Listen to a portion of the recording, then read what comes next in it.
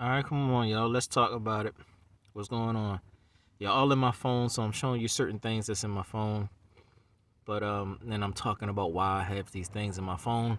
Some of the pictures I'm never gonna show you or never talk about because I'm gonna count those pictures as private to my phone and you're not supposed to know and shit. But some things I'm like, okay, well, I'll talk about these certain things, you know, special case stuff. Um, Dove Cameron, all right. Now, I'm really tired of talking about this because I talk about it all the time. I am Gibson, okay? The Gibson from the 2012 era of Disney's Ant Farm stars. I'm the Gibson, okay? I'm Dixie Cup. I'm this. I'm all of those different things. I'm Gibson with the Bumblebee shirt on. I'm all of that. All of this sub stuff for me. I'm that guy, okay? That's always who's being talked about. That's all the 2012 Disney stars knew about. The only person they knew of was me. I'm sorry it had to be like that. I didn't even know it was like that until later on in life. That they were all focused on me, like Gibson is the one that can save us type shit. But excuse my cursing. Sabbath is coming. Anyway, as we know, Cameron Boyce is dead, okay? So now you know why they were really, really hard on looking for someone to protect them. This metaphysical stuff, this spiritual stuff that Disney has going on with itself, is very dangerous for children. Yet you have children there acting and things like that, trying to shake and bake and survive and things like that. No help. Okay? It's been okay since I've been keeping them safe. So I've been keeping the 2012 Disney stars safe. And they basically been given authority to keep the other children safe and the other children and Disney stars safe that are younger than them or whatever. Sorry, stuttering and stuff. So it's me because I'm the holy man. Even Raven Simone needed some safety and protection from me. The shaking and baking started since That's So Raven. And then once I, came to the Most High and found, and basically became a rabbi, I just was on my search for obedience towards the Most High Father. What is it that the Most High Father desired me to do that I must live by? Okay? And that's what I searched for. All right, now I know all of my talking sounds stupid, right? Because you see a naked girl or whatever. I'm going to get to that. You just got to listen. If you don't listen, you're just going to be jealous of shit, and I don't really give a fuck. Because this is a very sensitive and personal situation between Dove Cameron and I that really don't involve y'all. And the shit is so fucking personal and it's so fucking crazy that she could probably do something to y'all. But because y'all Hebrews and brothers and sisters like me that are Hebrews, she keeping herself back or whatever the case because she's a Caucasian girl. But you don't know the relationship between Dove Cameron and I and why it became a relationship or whatever the case. All right. But as we kept our distance from each other because the fame and who she is and who I am and our background and our upbringing and, it's just we keep our distance. And it's proper because of all of the stuff that I'm about to tell you. Now, hold your horses so I can get through it. All right. Now, Dove Cameron sent me this. This was not just something to send like, oh, look at my body or whatever the case. The Disney stars from 2012 on up have been going through a lot of metaphysical, demonic stress and strain and stuff like that, as you've seen in from Descendants 1 all the way to Descendants 3 or whatever the case. They've been dealing with a lot of different Disney stars. Now, when Descendants 2 came out, it was Descendants 3. When Descendants 3 came out, they were dealing with Hades. That's when Cameron Boyce died. Because you're dealing with Hades. You're engaging with Hades now. Hades is hell. So you're now engaging with someone that is not to be played with or whatever the case. And it's hard to explain all of this, man, because it's too much information, yo. It's way too much fucking information to be telling y'all and shit. Where do I even start from? It's like if you wasn't there, they were young, like young teens and stuff like that. 2012, yo. Since 2012. We've been going back and forth through this. I've been protecting these children. Now they grown adults and shit, close to their 30s now. You know what I'm saying? Sky Jackson was the youngest out of all of them on Jessie. Look at her. She got a baby now, 20-something years old. She doing her and shit. The fuck? You grow up. They grew up. But I was 28 years old. 27, 28 years old when this whole thing first started. Zendaya first came out with the replay song. All of this stuff connected and combined together so that I can help protect them with the metaphysical thing. Now, in the beginning, there was a lot of hard work, a lot of fighting, a lot of shaking and baking, a lot of Marvel crap going on. Robert Downey Jr. trying to build the suit stuff going on. He didn't really get used to building a suit yet, and this, that, and the third. There would be the very beginning stages of us trying to fight and flight and take off and get to a safe haven. We did the hard work. The strenuous strain work, a lot of seizures, a lot of schizophrenic episodes type of work I've done. I was on SSI and all that, doing all of this work and shit, having seizures like crazy in mental hospitals left and right, protecting these Disney children. The very first Disney star that I saw metaphysically was Peyton List. Because I had ended up communicating with Cameron Boyce and Sky Jackson on Facebook when it started to spread out to everybody, and as well as our Ariana Grande. So those were the first two celebrities I was communicating with. One's from Disney, one's from Nickelodeon. But with Ariana Grande, she's with Leon Thomas. So you got Leon Thomas, Ariana Grande, you got Cameron Boyce, and Sky Jackson. I'm dialoguing between the two. I'm not a Maury yet or a teacher yet at all. I'm still trying to gravitate and hold on tight to what it is the Most High is guiding me to, that he want me to do for him. Like, how must I live? I was still in my beginning stages, but I was learning quickly because I have a lot of weight on my shoulders. So I have to be quick. I got to be instant. As soon as I know I do. I don't have time to be debating. I don't have time to be like, I could wait till later. I can't be that type of person that's sitting back like, I'm going to wait till later till I change. I got to change now because I got people's lives in my hand. Children's lives in my hand. Ever since the military in 2004, I had children's lives in my hand, people's lives in my hand. I didn't die out to sea for this reason as well. So I couldn't play around. You see what I'm saying? So it was life and death always for me. Since I graduated high school and went to the military, it was always life and death. They was always on me, watching me, monitor me, seeing how I'm doing, see if I'm progressing. I did not waste any breath. I did not waste any part of my life. I never wasted a moment. It's just new people I meet. They got feelings and emotions. They don't even know who the fuck I am, and you're not gonna get security clearance to know what my background is and what my mission is. You're just gonna keep looking at me like this little snot-nosed boy because you can't find fucking paperwork and shit. So whatever the case, I had to do what I had to do. Because when you talk about metaphysical stuff, it has no paperwork to it. You just gotta be the guy,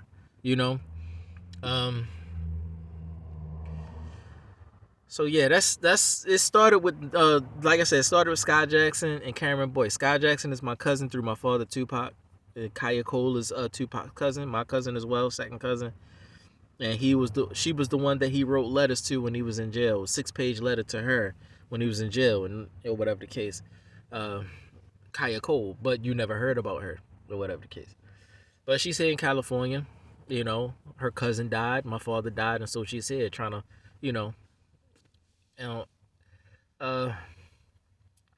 so yeah, I talked to Sky Jackson and Cameron Boyce first, and then Ariana Grande as well at the same time. All right, then I ended up seeing Peyton List in the metaphysical world, and from seeing Peyton List, she was trying to. It's funny to say, but yeah, she was trying to sexually force herself on me, but she was a little girl. I'm like, what the heck, a little girl trying to have sex with me for? Shit, that shit is different and shit. But if you know Disney is all about that, so I guess that's how they survive and stuff, but look for a better way. Whatever, it's metaphysical stuff.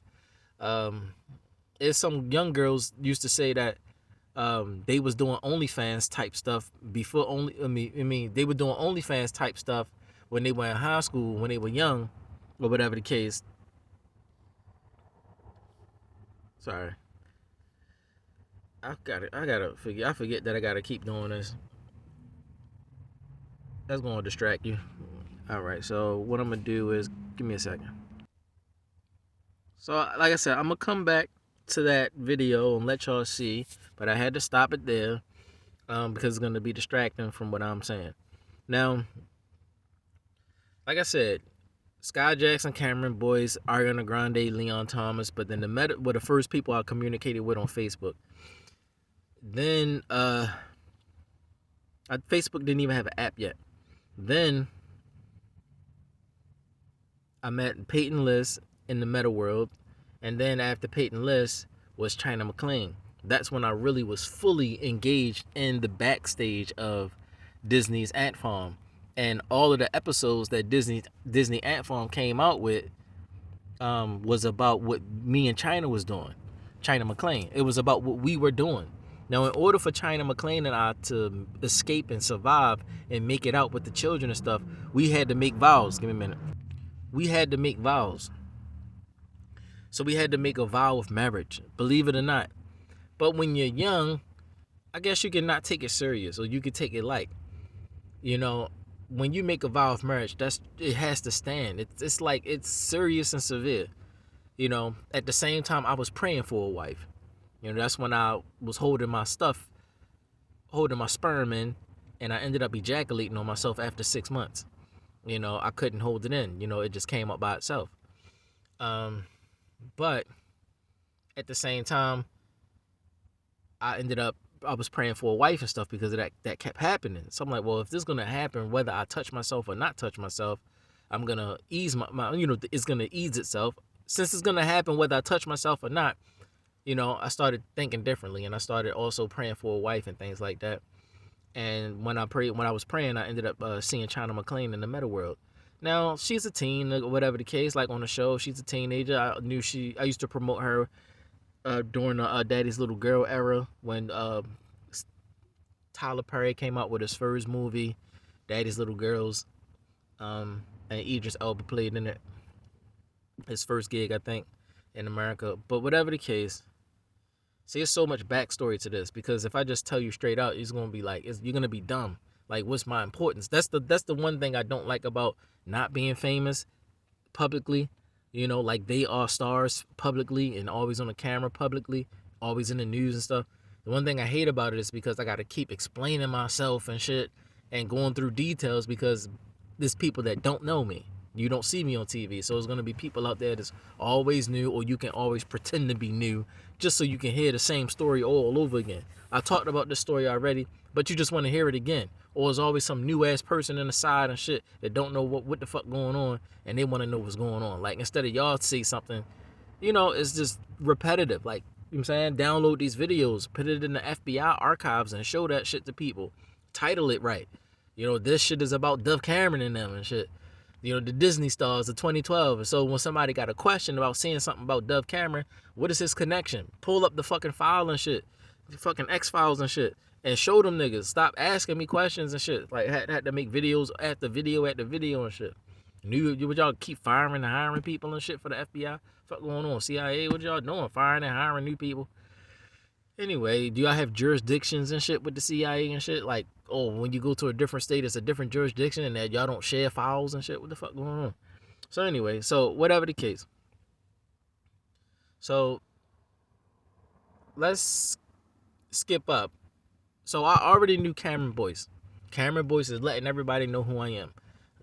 Ariana Grande know who I am already too. So Leon Thomas is letting her know who I am. So there are two guys letting their people know and stuff like that in their part, Nickelodeon and Disney, who I am, who's Gibson, you know? And then it started becoming a thing. All right.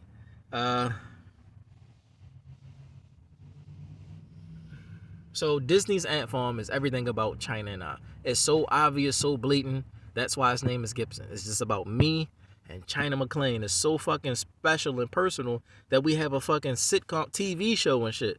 But it's just that I'm subbing the whole time. You just see a different guy. But when you watch certain episodes, you'll know he's saying, Zach Still is his name, who's playing Gibson, me. He's telling you, in different episodes, I have a hair hat for my hair hat and shit. So I'm safe and shit.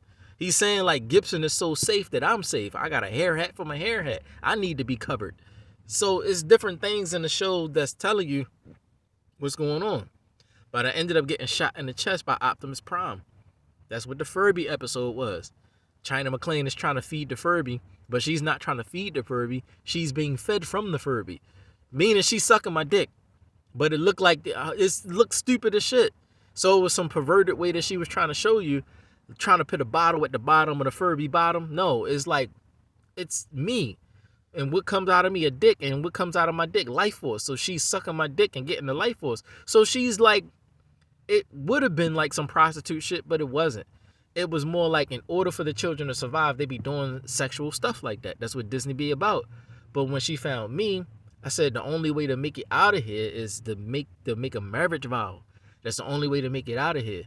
I had to tell her that marriage, sacred marriage, is the only way. So we made the vow. Then she made a song. She made a song. What is Young Guns? A song called Young Guns. You know, and when she made that song, China McClain made a song called Young Guns with her brother. And she's singing, you know, let's make a vow and leave the rest of this behind us. Keep it secret. So all of this stuff. And also in the Disney Ant Farm episode, when she had on all black, she's trying to tell them that I'm going to run for it. We're going to run for it. Then she had the song My Crush. My Crush or whatever. He's on the TV screen and shit. And she's just with him and whatever. It was the opposite. You have a crush on a guy that's behind the TV screen. But it's really like, right, you're behind the TV screen for me, but I'm behind the TV screen for you. So you have a crush on a guy that's on the TV screen and shit, but you never met him and shit. You just walk around with the TV and shit. So it's a backstage situation. You only meet him in the meta. So she's saying that with the My Crush song. Let's make a perfect mistake and shit. You know? So all of these different songs and stuff like that she was doing and singing in her early teen age years was all about just me. It's stupid that China and McClain and I aren't married. It's stupid that we aren't married. You know? Like for her to be doing whatever and I'm doing whatever and we not married together. It's stupid for us to not to be married, because everything about us surviving up until today was about us making a marriage vow. That's how it started. Even though she was a teen, we had to make a marriage vow. So, but crazy things happen. We had to think on our feet. But still, I was able to tell her that first. We kissed and all of that stuff. We even had sex in the meta. We had sex in her little metaphysical bedroom on the Disney's Ant Farm show or whatever. She had a bed. We even had sex on that bed to seal the vow. With the feelings and emotions and everything. You can feel it. I'm stroking the pussy and all of that. You know? Now, I got to be explicit because we are grown now. We got to give it to you straight. That I'm not just dreaming here or whatever. So everything that we've done was explained or displayed on the show, Disney's Ant Farm. All right, so Attack of the Angels, the Alibi app was one. You also had Sierra McCormick, who also had a crush on me. And she was always on China McClain's heels, you know, or whatever the case. And she had used a certain person to come on the show as the secret agent Dixon or whatever. You know, instead of Gibson, it's Dixon. So that was Sierra McCormick trying to say Dixie Cup. She is in love with Dixie Cup. Gibson she want me to be hers. Also, it was another point where Zendaya comes on the show and she's trying to be China, but her name is Sequoia. And so that even started, that was a situation that started a beef between Zendaya and China, which shouldn't exist. Now, if I got to keep on doing this, I had to cut them down and knock them down and let them realize that they still them same little girls that when I was looking at them and I got to put them in check, I will put you in check. You know what I'm saying? Your fame mean nothing to me. I was there on the backstage. Just because you're on the front stage walking with the cameras, ching, ching, ching, don't mean put your head up high when you talking to me. You know, if it wasn't for me, you wouldn't be alive. You know what I'm saying? All of this metaphysical crap going on. So whatever the case, so that all of this stuff that was happening in the Disney's Ant Farm show is all about China McClain and and some of the episodes are still yet to be explained or fulfilled. But a lot of it is fulfilled and continuing to be a deja vu type of fulfillment. So it's just recycling or whatever the case of our lives just keep recycling. Because the first marriage vow that I made was to China McClain. I wanted to really marry her, you know, because I prayed for a wife and that's the person I saw in my dreams. You know, but it wasn't a dream. I got shot in the fucking chest by Optimus Prime. That shit hurt like a motherfucker. You know what I'm saying? And then they did a YouTube. Lauren McLean in China did a YouTube about it, and was like, "Oh, Decepticon." They was basically saying I got shot in the chest. China was basically trying to say in a clever way she saw me get shot. Now in that era, in that early stage, I was still living my human mission. I'm still in my human mission at that time. So I'm completely base minded, blank, like how Adam was when his eyes closed after they bit the fruit. They completely went blank. They knew nothing. They saw nothing. They had to live base minded lives. They had to live simple lives. Now, people with their eyes open can't fathom how you're just a simple ass person that don't know what the fuck going on. It's like you're lying to me or you playing me or some shit like that, and I'm about to fuck you up. That's what you're thinking, but you're not thinking this person could really be base minded. Like what happened? My head got cracked. I came out the house, crashed, my head got cracked, I died. So what the Most High did was just bring me to earth and just live a base minded. Like you have no mind, but you have a flesh, you have energy left that you can use. So we're gonna use that energy, put you on earth, and just live your life. You know what I'm saying? And see what kind of desire do you have? What kind of heart do you have? It was not for me to be seeing stuff. I'm 3 years old anyway. I'm not even supposed to be out the house. It was a perfect plan by the Most High Father. You know, you can say the perfect mistake, but the Most High Father don't make mistakes. So that's why I don't like the perfect mistakes. I don't like the perfect mistake song, because the Most High Father don't make mistakes. Okay, he did that on purpose because he had a plan. He knew he was gonna do with some magic school bus stuff going on. You know, it was more like, since y'all are rebelling and want to be fallen angels and fallen powers and stuff, fuck your children too. Take your children with you. But in case any of these children come out good, Ezekiel chapter 18, you can't blame you can't put the sins of the parents on the children. You can't put the sins of the children on the parents, and whatever, vice versa. You know what I'm saying? That's when it comes to holiness. You know, if you're holy and your parents are not holy, they'll have to take on their own punishment for their own sins. You don't get the punishment of the parents for, you know, you being holy and them not being holy. So that's basically what that's the route the Most High took. Ezekiel or Yechezkel chapter 18. Ezekiel chapter 18, okay? And, you know, no longer shall you say like father, like son. He who sins shall be judged, you know, but he who lives righteously, his life shall be saved. He must live. So that's what the Most High did with me. Fuck your children, but at the same time, let me see what they will become. So on earth, I'm proving what I can become and what I am and what my desire is towards the Most High Father. So do I deserve to come back in the house? Even though I was never supposed to come out of the house because I'm a 3-year-old little boy. But send them out there anyway, because these children could grow up and they can rebel just like their parents. So send them out there. It wasn't a mistake. All right. So just off that note,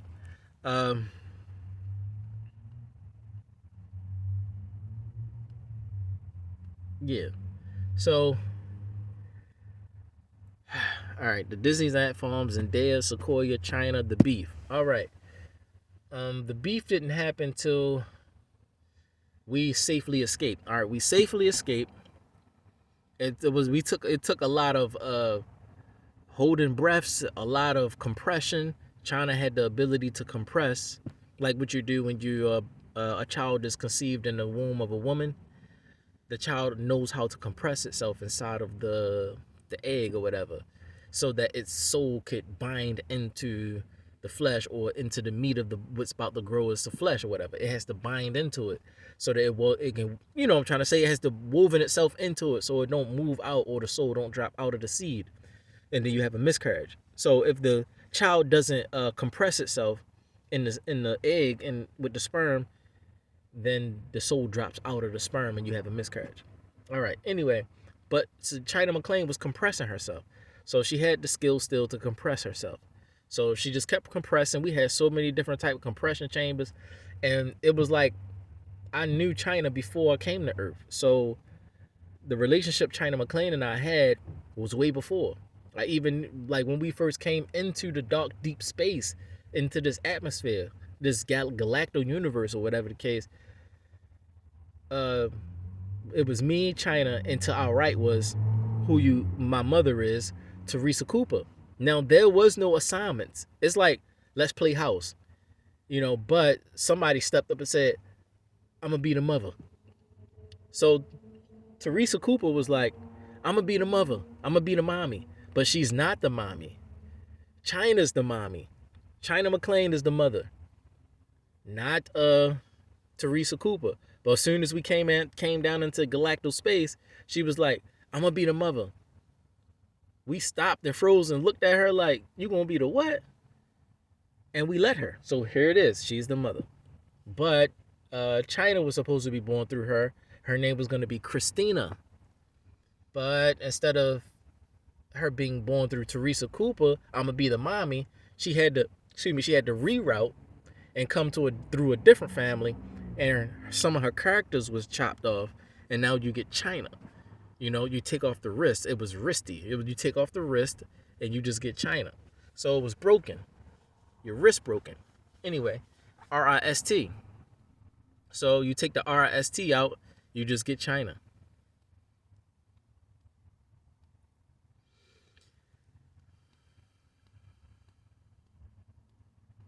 So anyway, so her name was gonna be Christina, but it ended up becoming China.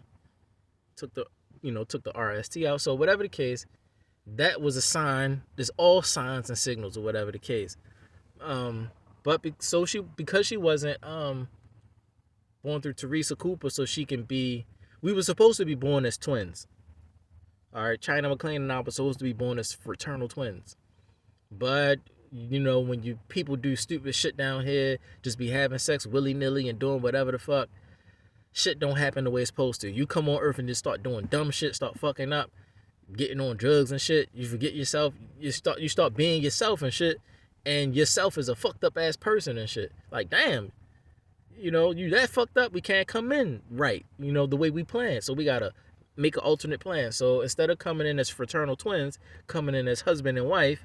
What happened was we had to come in through different times and different families.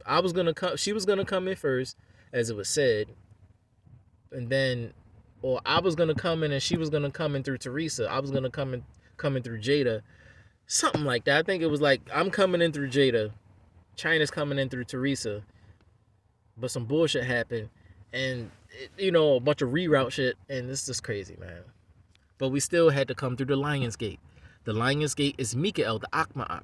So Mikael, the Archangel Michael, as you call him. Mikael, the Akma'ak, he's the Aeon for Israel, the nation of Israel, the bloodline nation of Israel, not the Jewish people. Okay, he's the Aeon, he's the gateway. So he's the Lion's Gate. So she still was able to come through the Lion's Gate and be a Leo and this, that, and the third, as well as Kylie, as well as me. We all came down together. Kylie went to the right and I went to the left, and we had a certain crews of people with us, and it was crazy, man. We came in hard and fast and strong. And then I forgot what happened after that. I forgot. The memories is shot after that. I'll be getting bits and pieces of memories. I know the Soul House is just full of snow now. It's quiet and dark. I got that from Tamara. She's my daughter. Tamara is my daughter. Tia is one of my wives as well, part of my rainbow crew. She's one of my wives, part of my rainbow crew, and Tamara is my daughter, is our daughter. You can tell that just by looking at Tamara. She looks like a little girl. Tia looks like her mother for real. It just looked like that. Like, oh, that's the mother and that's the daughter. Every time I see Tamara, I want 100% that's my daughter. Adam also is my son. They were together in the house before, so they got back together. So it's proper and appropriate. Just because Adam looks like a Caucasian man does not mean he's not from the Soul House. That's just the bag he got. All right. And I'm just going on and on. Yo, you just gonna have to listen to me, man, before you get to all of this naked picture stuff. You had to listen to me, know what my involvement is with this Disney mess. This Anaheim, California Disneyland mess is really serious. All right, I'm well known in Disney. I'm Gibson, but the cameras won't tell you though. They just gonna. It's like you're stealth famous and shit. Like if you're not, I'm gonna find a joke. Cause y'all be clever with that shit. Like, I'm famous as shit, but you don't want to let the world know that I'm famous because I'm not on the camera. It might be possible that somebody don't know who I am, so you can still be this little fake, phony, secretive and shit. Then walk around creeping around and be like doing super stupid shit like triggers and this, and that, and the third to see if people around you know who I am. Like this one lady, she got butt ass naked in the airport and shit, and they was trying to stop her from taking her clothes off in the airport. Why? Because this African lady is trying to say, do anybody know the guy who be in the fucking Jeep taking his clothes off and shit? How do this lady know? Like, can't nobody see me? My shit covered up. How do this lady know I'll be taking my clothes off in the Jeep and shit to go to sleep and shit? And then that shit go throughout the airport and shit. Y'all in the airport, she, knowing what the fuck going on with me because this lady taking her clothes. And so it's secretive shit. Stealth shit. But if I was famous on the news and the TV, paparazzi be running around trying to get money just for putting me on the cameras and shit. You know what I'm saying? It's like, if I can't make money off of you, I'm going to stay hush. But I'm going to still keep an eye on your ass and shit like that because now I can't make money off of you even though you famous as shit. So I'm a hater now. So I'm just going to try to fuck your life up and just be on you and shit. Like, stupid shit like that. But when you involved with celebrities, you consider the backstage. And the celebrities need you and whatever the case. So they can't really do away with you because the celebrities need you. But they can't say anything because they on the camera all the fucking time. So them saying your name is going to put too much spotlight on them or shine. Is going to be a breach of contract and shit like that. They can lose their fame and money and shit like that. But it's so fucking stupid because you making whole fucking shows, metaphysical encounters, niggas living and dying and shit. I save a lot of people's lives and shit and they still can't talk about me. I saved your life time and time again. You still can't say my name or be close to me or be in a relationship or be married to me and shit. But I'm keep saving your life and shit. That shit's stupid, right? So the people who are in charge of shit are the people who's actually trying to kill these stars. Otherwise, they would be like, nah, bring him in, yo. He the one saved the lives and shit. Obviously, I didn't save your life. You the ones trying to kill people for it. You trying to kill people. But Hades is himself. Hades is none of these stars. Hades is himself. He looked just like Hades, my nigga, off the cartoon Disney. Anyway, so we're going to get to that, man. So it started in 2012, 2013. Catching up, skip up some to Casey Undercover. All right, Casey Undercover comes out. China and Zendaya, they are like beefing now because what happened after we ended up taking flight. Now, there are two ships. The ships look like birds with their wings flapped down. Like, you know how when a bird flaps its wings? But let's say you do a screen or a camera shot or whatever. You video record the bird flapping its wings across the sky. But then you take the video and stop it right at the point where the bird's wings is at its lowest point. You know, when it's flapping down. That's what the ships look like. The wings are down, the bird's beaks are pointed, and the tails have like energy that shoots from it that like blasts us off or shoot us off. Like something like Star Trek or something. So it's like energy that beams out of the tails of it or whatever. I'll draw it again one day, man, maybe. Inside of it is beautiful as ever. It looks something like the Citadel on Mass Effect. It's beautiful. You know, people eat vegetables and there's like plants and vegetables and life there. You got the automated system. Sound like Balaam Garden in Final Fantasy VIII and shit. That's what it's like. Balaam Garden in Final Fantasy VIII. But instead of just floating on the fucking water and shit, we actually took flight. And it's a big, huge ship. It's two of them. Or whatever the case. One on the left, one on the right. The one on the left side are those who are not born yet. Okay? Those on the right side is those who were born. You know, or whatever. They are living on Earth. But you was able to make it. So you're on a ship. So you're not to tamper with the people on the left side that you either died and you're holy as ever, so you went to the left side, or you weren't born yet, so you're on the left side of the ship. Not the left side, you're on the left ship. The ship on the left. The ship on the right, we was there. It was like all kind of people their desires didn't match the work. You had all kind of people that was trapped in all kinds of industry bullshit that was like getting safe. Like you had Pinky, the porn star there, and the older porn stars back then when they were the fresh young porn stars, they were there. Pinky, the one most famous porn star that they had, she was like Cardi B before Cardi B came out. So you had Pinky. Everybody know who she is. That's like my age, coming up in the porn industry, started coming on the internet and shit like that. You just see that shit, and she was there, you know. And that was on the back of the ship, like further up in the front of the. It's a lot of shit. Cordell was on there, but he was on the ship. He was just born. He was like a baby, and he was on the ship on the left side. So he stayed on the ship on the left side with True Thompson. Before her name was True Thompson, it was just Ameth, which means truth.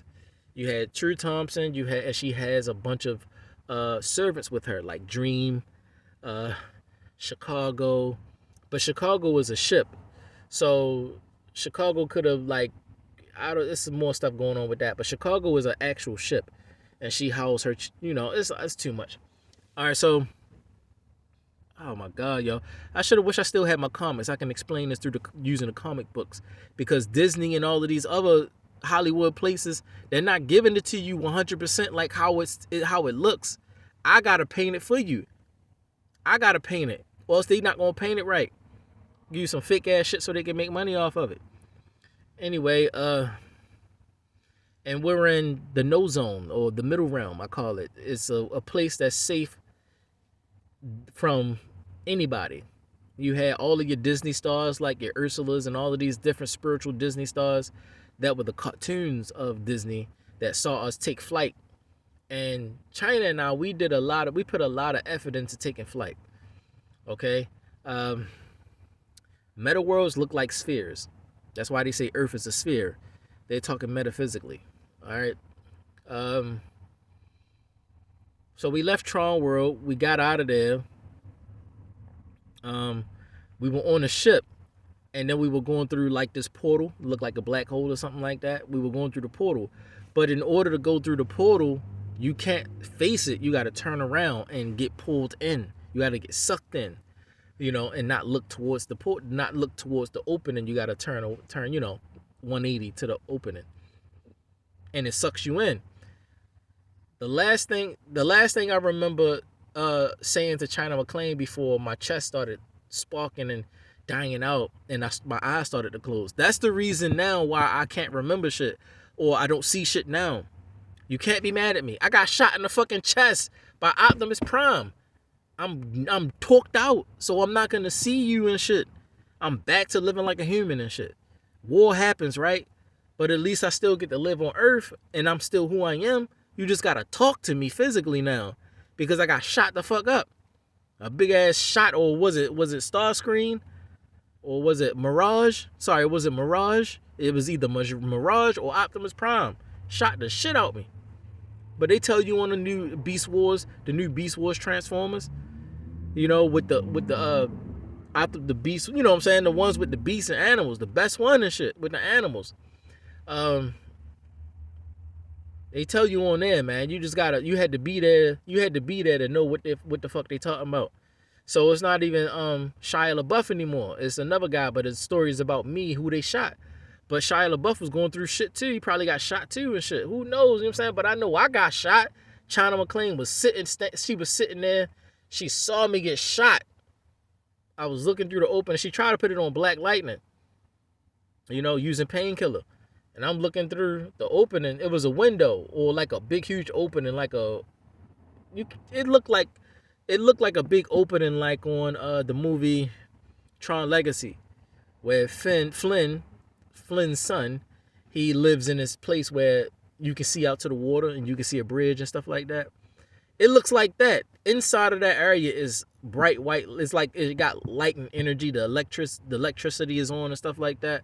But out there is dark, and you see like a light in the sky, and like you see something, and there's water there and shit.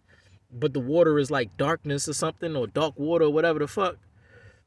It's really hard to explain all this, yo, because and it was a long time ago, so my memory is a little shot about it.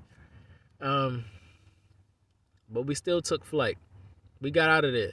We had to use whatever power we had left. So whatever power I gave to China before we took off, she used that. We used that and got out of there. But at another point, we ended up back in the bedroom. Like part of us took flight, but part of us stayed behind, like a shell or something like that. It's hard to explain. and we had to basically do a missionary. So I had to really get on top of her. I'm having sex with her, and then we got stuck like that, and we had to lock together. So that means her legs is open, wrapped around me. My dick is inside of her pussy, and we're kissing. And so we had to lock lips, and my dick was locked inside of her pussy, her vagina, and it's still locked like that, because shit happened, and I gotta write a movie about this shit. So shit happened, but that's how it started. And when we locked together, I said she was scared. She was scared when we gonna get. Clue was Hades or whatever, but he looked like Clue at the time. So he's like about to throw us into the dark water, into sea assimilation. He's about to throw us in there, like how Tron was at the end of the movie and shit. Fell into the sea assimilation. It's not just water. It's liquid darkness or black liquid.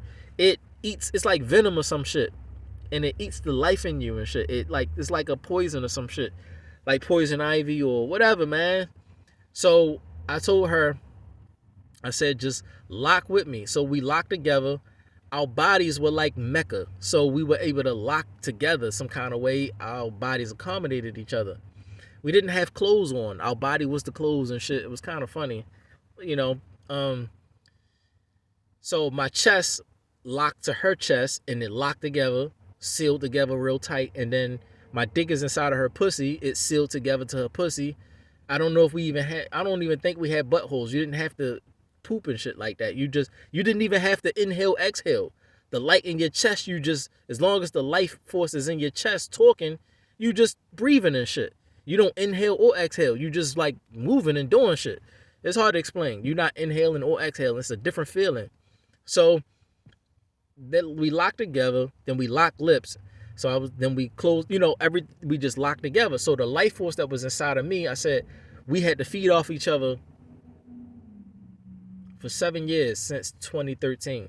We had to feed off each other for 7 years until somebody came to save us. I gave power to Robert Downey Jr. and Samuel Jackson to take that little aircraft carrier that they had on the movie the Marvel movie, Nick Fury's aircraft carrier. I was powering that. So I guess different cells, different neurons. You say Tron, so I guess different neurons. I had one doing this, one doing that type shit, whatever. Like shadow clone jutsu type shit. I don't know, man. I'm trying to help you understand. So a lot of stuff was happening. So we locked together, and we had to breathe each other. So we had to inhale and exhale each other. If I had to use the bathroom, I guess I used the bathroom inside of her. If I ejaculated, my energy went inside of China. Everything went inside of China. And everybody that was living inside of China fed from it, which even was like Zendaya and all of these people and all of the children of Disney, all of the children of the era of Disney that weren't Disney stars. They was just Disney watchers and shit. They just watch shows and shit. But your children with them and shit. You walking around in Disney World, Disneyland, a bunch of fucking children and shit. So they was inside of China ever since the ice cream episode. China did the ice cream episode. She's looking at different ice creams and shit, so everybody can get inside of her. And they, you got Sierra McCormick is like messing with her button, pushing her buttons and shit, messing with her buttons, so she just losing control, can't control her body and shit, and everybody just in her brain and shit. Ever since that episode was the episode when everybody got inside of China, but she needed help too. Jesus wasn't working. But what I wasn't able to tell China, because I powered off, I got shot in the chest, was the truth, who the true savior was. By that time, I already knew who the true savior was and what his name was, and I can prove it and everything. I just didn't have the time to tell her. So at 28 years old, I knew who the savior was, and I knew Hebrew to explain that stuff to her. But I never got a chance to. So when I powered off, I couldn't see anything. I wasn't able to basically explain to her, and she didn't even know who I was yet. Like she didn't physically know who I was. Like, who am I physically? She did see my face and stuff, but it's like I'm not, I'm not easy to identify because I'm not a celebrity. I gotta say a bunch of stuff that nobody else would know and shit. So, So it took a while for her to, realize it was me and things like that. Then finally, it was just a bunch of mess, man. We were in that simulation of sea for 7 years. Then Sato Takeru and Robert Downey Jr. in his Iron Man suit. Sato didn't have an Iron Man suit on. He was just red energy. He was straight pure red energy. And Robert Downey Jr. used his Iron Man suit. They went into the sea of simulation, and they picked us up and grabbed us out of the water and lifted us up and took us, and we finally escaped. We went back to the box. I'll call it the box. It's like an office. It's like a box office where the archangels sit. They each look like one of the color of the rainbows or whatever. Mikael, the Akmaak, as you call Michael, is like Mr. Goldface No Face, and he takes a laptop computer and he reads your mind and talks to your thoughts. So like when you pray or when you think in your mind, he reads what you're thinking, and you can just think to him, and then he just types to you and shit, something like that. And you have a halo on your head that reads your thoughts and stuff. That's how they do it. Anyway, they sat us down. China McClain and I was already sitting in our box office, a part of us. And then the suit part of us, the Tron suit part of us, was like an action figure at that point. And Mikael put it on like a shelf, like an action figure. So that's what you saw in Tron, these bunch of action figures and shit like that. That's what he did to us. Like every part of us count. That's what he was saying. Every part of us count. You got white blood cells, red blood cells, enzymes, this, that, very minuscule type worms. Every part of your body makes up the body and makes up you. You need every part. So stuff like that he was saying to us. But she ended up going to sleep, and I was still awake. And then he was talking to me about this, that, and the third. And I went to sleep next to her. He said, never let her hand go. But things started getting crazy where she was breaking vows, or this acting industry was forcing her to break the vow. That's why in Black Lightning, at one point near the last episodes, her hand erased, and then it came back. Like she was erasing, but her hand erased. It was the same arm that I'm holding in the box office that Mikael, our father, said don't let go. So I didn't let go of her hand. Our hands were melted together. But because a lot of stuff happened and feelings and emotions, our lives live on earth. Our lives lived on earth, forced the vow to be a breach, because I couldn't reach China. China couldn't reach me. She's too famous. I'm too regular. So how do we be in a relationship? How do we live our metaphysical lives physically? Because our vow that we said metaphysically count physically as well. So it was fucking our lives up, fucking up the salvation work. And so there had to be a substitute. That's when Kylie Jenner came, and she already was with me in the bunker. So it was like some stage stuff. It was like some stage stuff that was going on. That's when I remembered that Kylie and I came down together, and she went to the right and I went to the left. So that means she went to California, I went to Baltimore. So we went two separate ways, and she has a different flesh, and so it was like I would never see her again until after we die. But things got crazy with the vow with China, to where it ended up being when 2015 came, I ended up reconnecting with Kylie Jenner again. And then I remember who she was, and that, okay, this bits and pieces of memory started coming back. Whatever. All right, now let's get to Dove, man, because it's too much stuff. Too much stuff to say. Let's get to Dove. Well, let's get to the main points with China and then Dove, because then feelings and emotions, why they don't like each other stuff. All right. So China is very jealous over me because of the vow. That's how it started, because of the marriage vow, the metaphysical marriage vow we made. So she was very jealous over me. She didn't want anybody to get close to me and things like that. But like I said, I know the Torah of the Most High, so I need to teach her. But because my chest is shot out, I'm just laying on this I'm laying on this chair, leaned back. It's like a ship. Okay, they show it on Bad Blood with Taylor Swift. They Bad Blood with Taylor Swift and Kendrick Lamar's in the clear invisible car. That's what it was like. I'm just laid back in the damn shit, and my chest shot out. I'm not rapping or nothing, nigga. I'm just sitting here. My chest is sparking and shit. It's just sparking, and it's like the glass that the light is, within is like cracked or whatever, like a broken glass or a cracked glass or whatever. Like your iPhone screen is broken and shit. The shield protector is broken, but I didn't have a shield protector at first. You know, it was like the actual screen. The guy get a whole new phone. But what they did was like, you know how they got that liquid that seal the glass? You put the little juice on there, and then it seal in the little cracks of the glass so it look like a brand new glass, but it's still broken. It just seals it up. So Zendaya had, when we got far enough away to a high enough heaven, we were able to get equipment like Heaven 5. We can go shopping and shit. When we go to Heaven 5, we can go shopping, which is Walmart. We can go shopping. We can find that little liquid juice and put it on the cracks of the glass, and then it can keep the spark warm. It can keep it going. It can stop sparking. It can kind of just glow and just bump or whatever, like a heartbeat. So, but I still was too weak to like awaken. But whatever. Before that happened, and before Zendaya got back on the ship, I had to go out there and save her because Zendaya know the Most High Yah. She knows Psalm 68 chapters. She knows Psalms chapter 68 verse 4. Her father taught her, it's Yah that we serve. I know the same thing. It's Yah that we serve.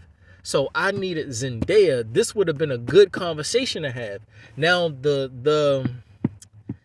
it's the episode of Casey Undercover where she was like standing on like a balcony area and she was looking through people's luggage and stuff like that. But it looked like that in the back, but it was like an auditorium. It looked like an auditorium more so. It had a bunch of seats and they kind of go towards the back, you know, but it wasn't that many people at first. And so they were just all sitting in the front. Amongst the people was Sky Jackson, my cousin Selena Ortega. Selena Ortega had on yellow. And that's how I remember her. She had on like a yellow garment and she was glowing. So I remember seeing my cousin there, Selena Ortega, Sky Jackson was there, Coco Jones was there, Zendaya was there, and that's who I remember being there. Sierra McCormick was trapped in Optimus Prime. So China had to go on a mission to go chase Optimus Prime down and shit with a crew of her homegirls and shit. She just had some homegirls from the same 2012 era and shit. They wasn't even famous. They were just her homegirls, and they was riding with her and shit. And they're trying to get Sierra McCormick back. She's trapped inside of Optimus Prime and shit. He's the suit for her and shit. So, Sierra McCormick tells you about that. She has a picture where she got a bikini on and she's trying to stay afloat in the goddamn pool and shit. She's in Optimus Prime trying to stay afloat and shit. Trying to get the fuck out of here. Looking for Dixie Cup and shit. So yeah, even though Sierra McCormick got Caucasian flesh, she is in love with me too. That's why the Dixie Cup episode. Anyway, and she keep trying to flash her little cheeks and stuff like that, trying to flirt with me through the camera and shit. Yes, Sierra McCormick is, but I respect Jake Short because he's riding and dying. Jake Short, I respect the shit out of Jake Short, my nigga. Jake Short and Sierra McCormick. That's what it should be. All right. So I'm not gonna cross that line. I like when they did that kiss at the end. It was beautiful. That's forever and ever, my nigga. So no, I would not cross the line. The same thing that happened when I got shot in the chest. I talked off. I couldn't see anything, so I just kept living life. And I ended up getting married and stuff like that in the Philippines, not because I wanted to. They was begging me to marry her, and I was like, nah. Because in the back of my mind, I'm still remembering China McClain. I'm believing one day I'm going to see her, or whatever the case. So I'm saying, no. I didn't tell them why. I just kept saying no, but they just kept forcing me. So I just said, all right, I give her a fair chance. Why? Because I understand polygyny. Okay, polygyny exists. I can have more than one wife. So, all right, I'll go in with her, and then I'll talk to China later, and just tell her what was happening with me and shit. Maybe she can understand, maybe she won't. But when I was in the Philippines, we had a lot of metaphysical stuff happening there too. That's how we escaped and took flight. That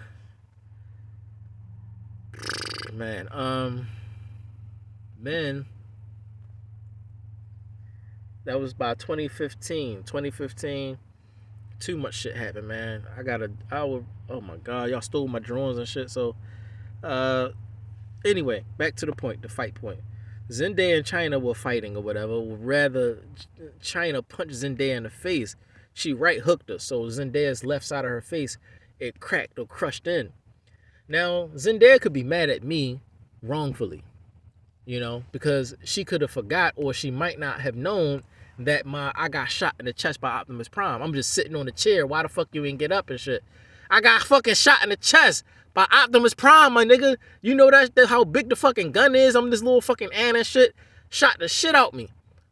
Chest straight cracked on the chair. Look at me. My chest cracked. The sparks are sparking and shit. I'm dying and shit. I'm talking off. My eyes are closing. So I couldn't even get up to stop. I was everything in my, and I was like this disabled ass paralyzed person that got feelings and emotions that want to say some shit, but I'm paralyzed from the neck down and shit, and I can't tell you shit, you know, until I get fixed and shit. So China gets up when Zendaya gets up off the seats in the back with Selena Ortega, Sky Jackson, Coco Jones and them, and other people that I couldn't see all of them at the same, whatever the case at that time, but they were back there sitting down, just like sit down, strap in, enjoy the ride or whatever the case. We not going back. So that was the energy. But Zendaya got up and was like, I knew what she was getting up for because I could feel all of that energy just by sitting in the seat. By sitting in the seat, we powered the ship. So as soon as you sit in the seat, the power in my chest powers the ship, but it wasn't enough power because I was shot in the chest. So China had to sit down and power the ship with me and had to take most of the load of power in the ship so we can take flight and get to the destination. But she keep calling on Jesus Christ and on Earth, so they keep fucking finding us and shit like that. On some Incredible Hulk coming to the motherfucking Asgard and shit, and then the shit get fucked up and they get destroyed and shit. Cause you keep saying Jesus, niggas keep finding us and shit. Then they find the ship and shit. Thanos coming in and fuck up Chris Hemsworth and shit, beat him up and shit. All this shit like that keep happening. People getting fucked up inside of the ship and shit. Cause you calling on Jesus. So these niggas keep finding us. So China not knowing that at the time, I did know that that would have been a danger if she would have kept saying that, you know. So I knew that it should have been Zendaya sitting in the seat until China learned more of the Torah. Kind of like King David. You're the king, but you still need to learn some shit. Nobody's taking your position. There's just a sub for right now until you learn what you need to learn, and then you can sit in the seat. But China didn't take it that way. She took it as, oh, Sequoia always trying to be me and shit. She just straight up got up and punched in her face, cracked the left side of her face, and kicked her off the goddamn ship, just like they did on Bad Blood music video. The energy in my chest had to leave my body, and I went out there butt-ass naked with no suit and went to go save Zendaya. I've been out here ever since. That's why I'm not dead physically yet. I wasn't supposed to live. I wasn't supposed to come back. That was supposed to have been the end for me. 2013, I'm on a ship. I got shot in the chest by Optimus Prime. I can't do nothing else. I can't even live on Earth. I gotta stay on this goddamn seat. So I was supposed to die. That's what True Thompson. That's what Chicago. sorry. Yeah, that's what my daughter, who's not really my daughter on Earth. I mean, she's my daughter on Earth, but she's not really my daughter. She is my wife. But on Earth, she's my daughter. So it's her. It's True. It's Dream. They were on the ship on the left side. And they was like, what the fuck? Because they saw Zendaya get kicked off the ship. I had to run out there. And they like, no. They was mad I ran out there and shit because I was supposed to go with them and they wasn't supposed to be born. I was supposed to be with True Thompson. 100% supposed to be with True Thompson, and we were supposed to be back together doing shit. I'm supposed to be running shit on the ship and just tending to the people on the ship. Not supposed to be back on Earth running around and shit while people still doing dumb shit. So True was mad at me about that. She didn't know what the fuck was going on the ship on the right side. What the fuck happened? So when she get older, she will need to know what happened through the stuff that they painted, like Bad Blood with the Taylor Swift music video. She'll need to watch Disney's Ant Farm to know what the fuck was happening. Shit like that. What was happening? Why did I not stay with them? You know, I left my body. I was supposed to left my body. Why I went back to it. So that thing. And so I've been off the ship ever since.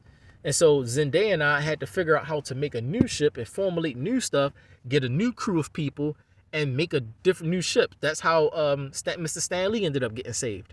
He was going to be saved by us, but because that whole situation happened between China and Zendaya got kicked off the ship, we were able to save Mr. Stan Lee. So it was by chance he got saved.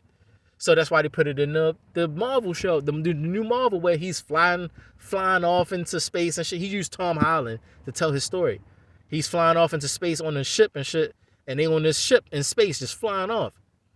They made it look like an enemy ship, but it wasn't. They painted it perfectly. But Mr. Stan Lee told you, I made it and shit. That's what he's trying to say. He did make it. Tom Holland didn't make it. This nigga is on the side of the ship, trying to web and do Spider. He's like real like posing and shit. Like looking like Spider-Man on the side of a building and shit, posing. Like the harder he posed, the more he's gonna stick to it and shit. You pulling for energy and shit. That shit don't work. You can't. It shit don't work out here in space. Like you pulling for energy and it's supposed to give you more power to hold on and shit. No, that shit work in hell or some shit. So he was trying to do that. I'm like, what is he doing? Posing, or is he bending? Like he like is he twerking or something? What the fuck is he doing? He took his mask off so we could see him. That's why he did it in the movie. He took his mask off. I'm like, oh shit, because he was doing exactly what he was doing in the movie, climbing up the side of the ship. Took his mask off. I'm like, oh shit, that's Tom Holland. Damn. And I looked at Zendaya. She was like, nah, fuck him. She was like, fuck him. I don't know him and shit. And then I'm like, all right, okay, well, I was about to help him and shit, help him in, because I thought he was good. But she was like, nah, he not good. I don't want him. So backed up.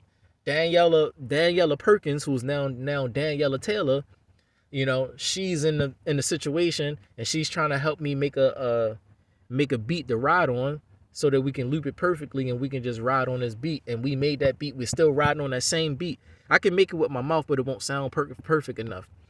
Anyway, it sounds hard as shit. But you only can hear it out there when you out of body. Mr. Stan Lee was there. He was on a hospital bed when he made it. Like that, he webbed from the hospital bed. You on a hospital bed webbing through the city and shit. They need to put that on Spider-Man, one of these games or something. You can get the special Stan Lee costume where Stan Lee is on a hospital bed webbing around the city and shit. That shit look dumb as shit. Right. So you can know how Mr. Stan Lee survived. How did he make it? On a hospital bed. Nigga, he was on a hospital bed, webbing on the hospital bed, strapped down to the hospital bed, still webbing and shit. Whatever he was doing, webbing and shit, then made it and shit. I'm like, what the fuck, Mr. Stan Lee? How the fuck you bring the hospital bed with you? You webbing on the hospital bed? With the hospital bed with you and shit? On it, sleep, laying down and shit. That was different. I'm like, come on. So I helped him get up. Through like a little open area, I pulled him up. I'm like, come on, Mr. Stanley. Sat him down. He was like, I knew you wouldn't. I knew you wouldn't take my credits and my rights, because there was a war going on in Utah between Mr. Stanley, who's Spider-Man, Chris Hemsworth, Kylie Jenner, who was overseeing. She was refereeing, and she domed it in. So it was a war between Chris Hemsworth, Mr. Stanley, and Superman and the Supermen. And Mrs. Stanley died. Cameron Boyce died fighting as well. Chris Hemsworth and I, we survived and kept living. Chris Hemsworth kept coming inside of my house, inside of my apartment, getting water and shit. I need some life. I need some power. Kept on powering up, going back out there, fighting Superman and shit. So Thor versus Superman and shit. There's a bunch of Supermen too. You get that on Krypton.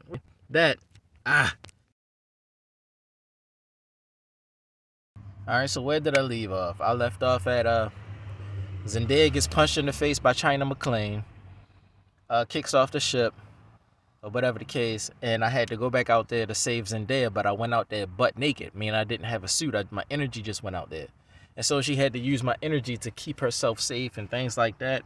And what ended up happening was the vow that China McClain and I had, which was a sacred marriage vow, which was how we escaped in season 3 of Disney's Ant Farm. The Attack of the Angels happened because we made a marriage vow. So what's her name kept saying, the principal, whoever was in charge, the Z guy, he was like, oh, Attack of the Aliens. And China was like, no, Attack of the Angels. He was like, oh, Attack of the Angels. So that was actually that actually happened because China McClain and I made a vow of marriage in the meta world, and our father Mikael, the Archangel, Michael the Archangel, you call him, he came to save us. He shot some shit up, erased some people, destroyed a lot of stuff, and got us out of there. He was coming for me, but China was with me.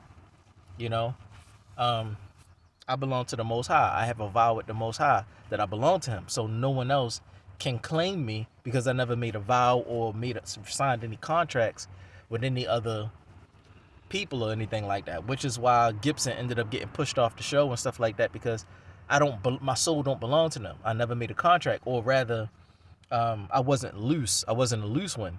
That's how they realized I wasn't just out here loose doing whatever. I belong to the Most High. So Disney knew before anybody that I'm not just this wandering guy. Even though you never talk to me, I look like a wandering guy. I'm not just a wandering guy. It's just that you're not with the Most High like I am, so you don't know what I'm doing. So you instantly say loose one, or you claim me as a wandering guy. Because it's also a sign for me to know that you don't belong to the Most High. You belong to Satan some kind of way. Because you quick to try to put judgment on me like I'm a loose one or I don't know what I'm doing. So anyway, off that. Then further, 2015 came. That's when Kylie and I, we ended up in the flight. We left. She popped the right ankle. She cracked the right ankle, start cracking on the ankle or whatever, like a broken marble statue. And I healed it back up,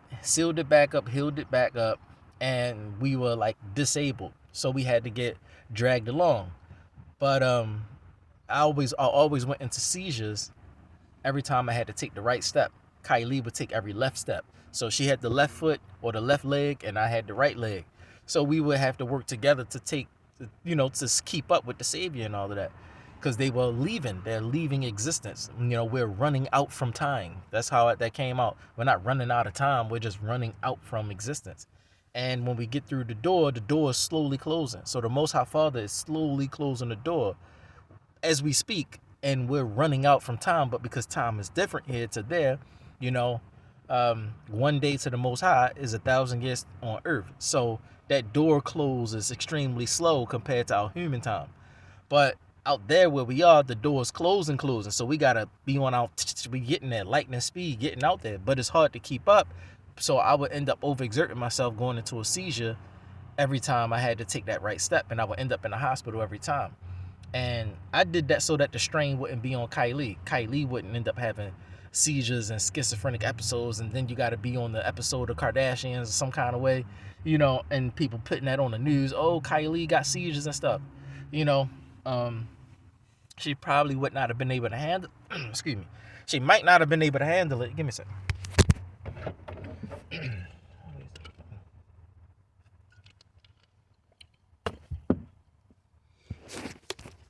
Anyway, she might not have been able to handle it like me, or like Cameron died. He could not handle all of that strain and stuff like that. He was not actually living a physical, holy life, or whatever the case, to be able to fight demonic spirits and evil spirits. It takes holy energy to fight evil energy, and you can't always use somebody else to fight against evil, because then people will look at you as like, well, how are you evil or wicked holding on to pure energy and shooting me down with it? So then they start attacking you, and then they end up taking your life and stuff like that. You can't piggyback off people all the time. Backstage shit don't work all the time for everybody. It only works for the innocent. So after some time when you lose your innocency,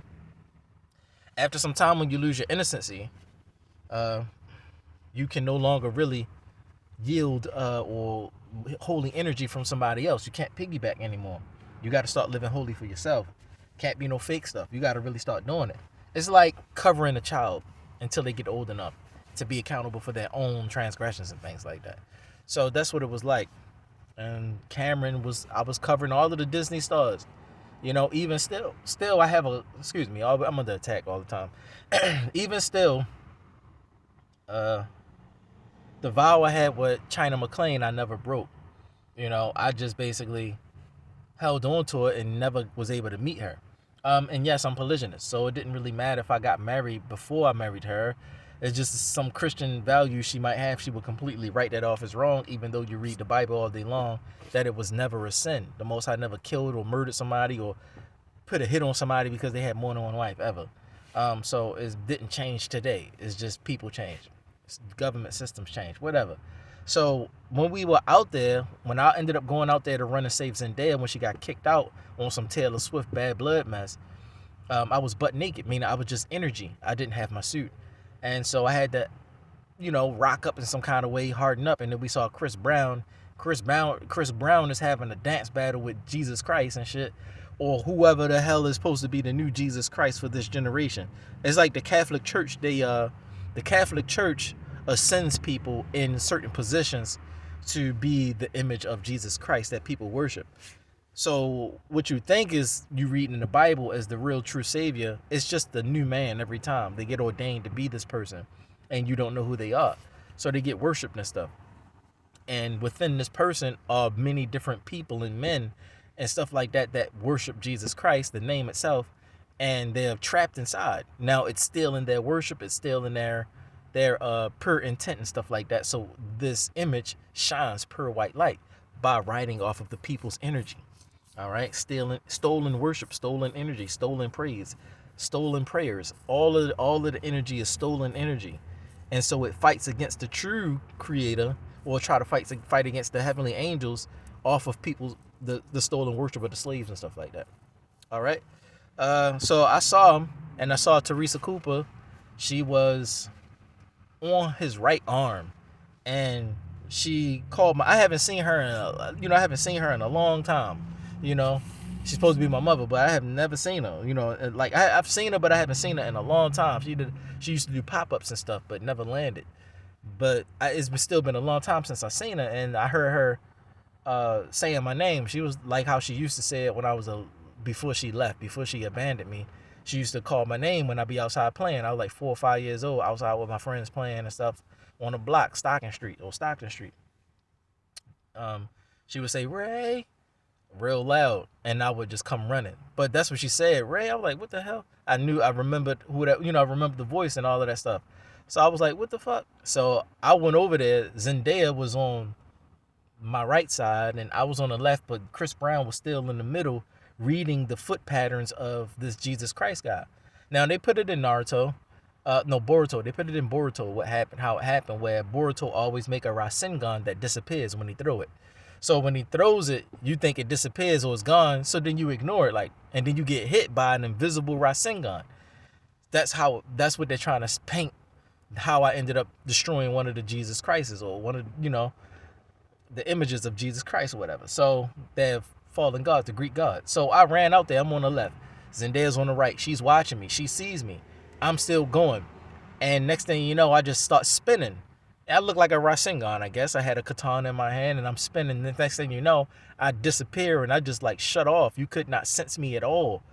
You couldn't sense me. I couldn't sense them. And Teresa, she was speaking in tongues. You know how when people be in church and they be church dancing, they be speaking in tongues or whatever, gibberish or whatever. And she was doing that, speaking in gibberish. So I was reading what she was saying. Not necessarily like I can interpret it, but I was reading the closeness of every time she was speaking. I was reading how close I was, or feeling how close I was from the vibrations of her saying that. So every time she was, saying it or whatever, next thing you know, right on time, only on cue of the Most High, I did that. I didn't open up my energy. I could not be read at all by this other entity. So I opened up at the right time. I swung around her. I drew it or whatever the case, but I they took my drawings. So I opened up from the spin. So I opens up from the spin, and with my left hand, grab her right arm, spins around, and the blade is in reverse. It's reverse tucked. And so I spin and I swing it, and stab him in the back with the reverse, backwards or whatever. And so I'm standing back to back to this entity, or this Jesus Christ thing. We're standing back to back, but I stabbed them in the back, reverse with, stabbed them reverse or whatever. And when I stabbed them, the air came out of him or whatever. It's like exhaling real strong, like Disney's Prince of Egypt when they went in there taking their breaths. That's what it sounded like when they was taking their breaths. So that's what happened. So I just hit them, and then the sound took the breath out of them, pulled all of the people out through the katana, and then sheathed it, and then secured the sheath and sealed the sheath to where there was no openings or cracks. Now, in order for me to seal the sheath, the sheath was a person. All right, it was the Most High, the power of the Most High. But I asked Zendaya to be my weapon, And me and Zendaya made a vow, and it was a marriage vow that I made with Zendaya also. After China had punched her and kicked her off the Taylor Swift Bad Blood music video, they didn't make a music video to that showed what happened when I ran out there to go save Zendaya, but we made a vow also. So China isn't the only person with a vow. It's me and Zendaya with a vow as well, which is marriage, because polygyny exists. That's where the Rainbow Crew first got started. The Rainbow Crew first got started. All right, when I did China McClain and Zendaya made marriage vows with both of them so that they can survive in the meta world. That's how Zendaya is still alive today. She's still able to do movie to movie to movie. You got her in Dune, this zombie demon world and shit. This smell stale as shit. You know, you got her in Spider-Man and shit with all this venom blood and shit, and she's not dying. And why the fuck she not dying and shit? You got her in Hell City and shit like that. Why she not dying? Because of the vow she has with me. As long as I stay holy in my character and my energy, you know, and my intent, she's safe. Because people try to put obstacles there, I can pray around the obstacles. You know, anything unlawful that I know not of, or that I'm not able to do or capable to do, you know, anything that's right to do that I'm not able or capable to do, you know. So that's basically the prayer. You're setting obstacles. So you're stopping me from doing right. So I'm not able or capable to force you to make it right because you empower the system. So the Most High covers me and have to do miracles to protect me through the obstacles you put. Like this pissy ass water that I'm getting out of the library now because somebody broke the water fountain. Mad that I'm getting free water and shit. But bitch, I would rather get a job and get an apartment and get a Brita machine and filter my fucking water if there's the water fucked up, and still have free fucking water. It's cheaper. You know, I would rather do that than just have to go to the library sitting down all the fucking time. But whatever. I don't want to get on that. But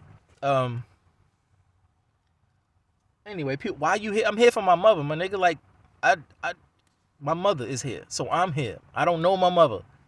I don't know her. I wasn't raised by her. I don't have a room. She didn't enroll me in school or nothing. She didn't go to my basketball games, nothing. So I don't know her. She don't know me and shit. So it's like, still, it's my mother. So I'm gonna be where my mother's at. So anyway. All right. So anyway, once the vow was made between Zendaya and I, we were able to continue to survive out there in space, because that's where we were, in space with the spirits and the celestials and stuff like that. The Disney characters and the cartoon characters. They're cartoons on the movies and stuff, but they're really out there. You know, celestials and stuff. Some of them are fallen powers and stuff like that. Some of them are not. Anyway, but she was out there with, you know, naked with the cartoons. Like Roger Rabbit. You just out there naked with the cartoons and shit, trying to survive. You know? So you have to end up either being special, you have to make a vow with the Most High. You gotta be some special reason why you're able to survive out there. You know, so that's why you see Zendaya thriving in a world where a lot of people that used to be famous stars and top stars and stuff can't keep up like they used to. It's not just about having power. It's about the true creator, the Most High Yah. That's how you see a young girl like Zendaya still be thriving, because she has a husband, me. Because I'm her husband, metaphysically we have a betrothal, she's still alive. And I never broke my vow. Yeah, they force her to do a lot of dumb shit, so I overlook it. You know, they're trying to find out who the person is protecting her. So they made the stupid ass tennis movie and shit to try to find the jealousy of the person that's protecting her. And believe it or not, her own brother is the one that's trying to destroy the person that's protecting her and shit. 100%. No thoughts, line crossing ass. I'm trying to destroy the person that's protecting you because she keep thriving and shit. So that's what the tennis movie was about. Her versus her brother and shit. You know, who the fuck is the person? I'm going to find the person that's protecting you and shit. Even still, you don't know how I'm able to do that, and you're not going to ever be able to block me from being holy, because there are steps to it. Like, if you have people to block you, there's ways that you can pray around it. So y'all being ignorant of that, you keep thinking that you can knock me down. Yes, I will die one day, but that's just shifting from the physical world to the metaphysical world. I'm not going to hell. So I'll still be able to protect them and keep the vow even after I'm dead. I don't die. I just go from one place to the next. My energy ascends. Anyway, so that's Zendaya. Now Zendaya in China was the beginning of the fighting and stuff, and stuff like that ever since the Bad Blood situation. Now that's between China and Zendaya to hash out. It's just a matter of polygyny and China understanding her Christian values are wrong. So you need to humble yourself and come out of that Jesus Christ American mindset when it comes to the Most High and the Torah. Because what you end up finding yourself doing is attacking the Creator by him saying something is okay to do or something is not wrong. You end up fighting him with your own feelings and emotions. You must be instant. Yes, sir. Now, what you do when you say yes, sir, is teach me how this must work so that I can properly do things the right way, and the person that all of these men also can do it the right way. So you're just not out there loose, just being mad about something that you disagree with, that the Most High said is okay. That's what hinders you. That's what all of this time, and then it takes years after years after years, and then finally you be wanting to calm down and shit because you just didn't had a right heart at first. Like, oh hell no, I don't believe in that more than one wife shit. All right, well, the Creator never, if you follow the Creator, the same one of the Bible, then he never said it was wrong. You sitting there reading the same fucking stories. Yaquab had 4 wives, Zilpah, Bilhah, Leah, and Rachel. That's 4 women. He only wanted one, ended up with 4. He didn't ask for any of them.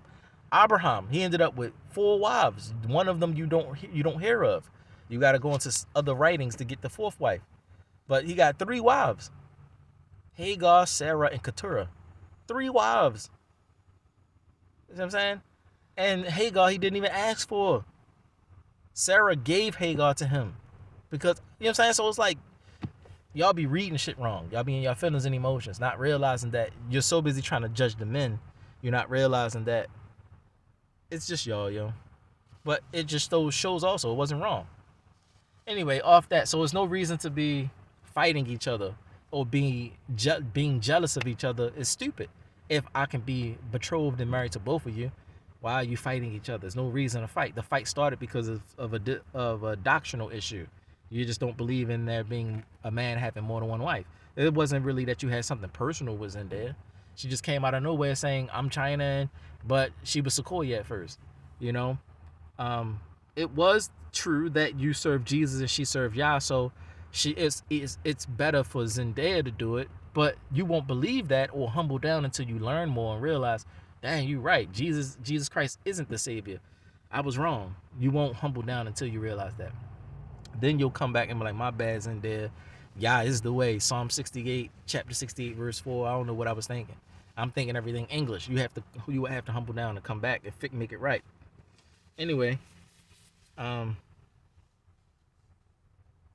later on, because I moved on in my life, because my chest got shot out, so now I'm blinded, so I can't work with y'all. I just gotta sit there disabled on Social Security. I'm getting help from y'all. So because I'm shot, I'm in the Philippines now, still learning, and I end up getting married. I didn't want to be married, but I just went in with it. Then I end up getting married again to a girl named Tanika after the first wife left me, or whatever the case for her ex-boyfriend.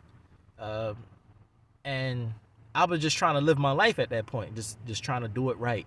I wasn't just trying to get with somebody just to get with somebody. I was actually trying to be married because I understand that you must be married in this world. In the human world, you must be married. That's what the Most High kept telling me.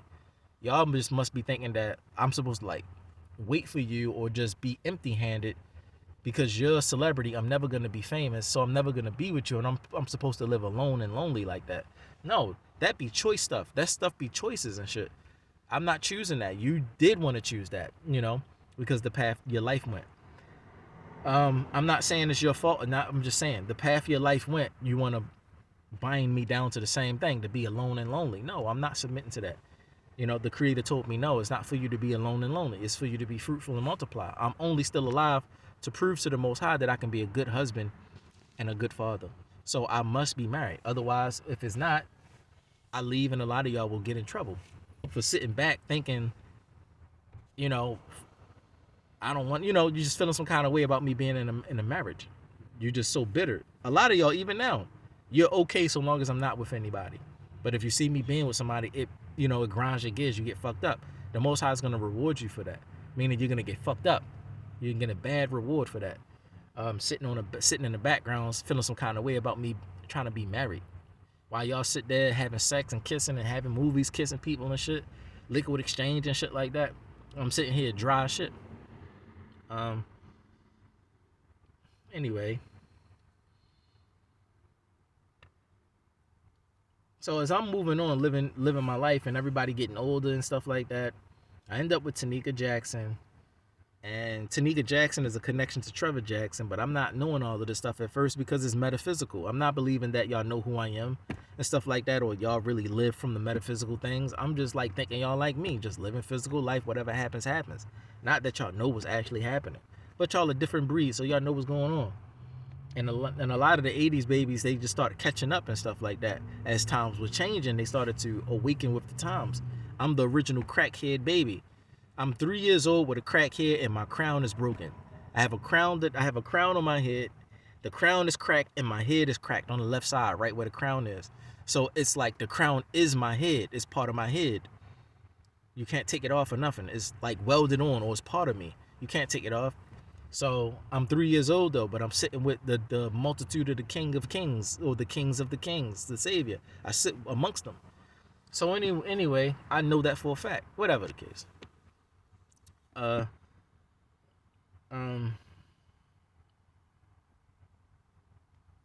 So as time passed again, like I'm saying, Descendants 1, 2, and 3. I think Descendants 3 comes out, and when Descendants 3 come out, China calls for me because she's in a bind.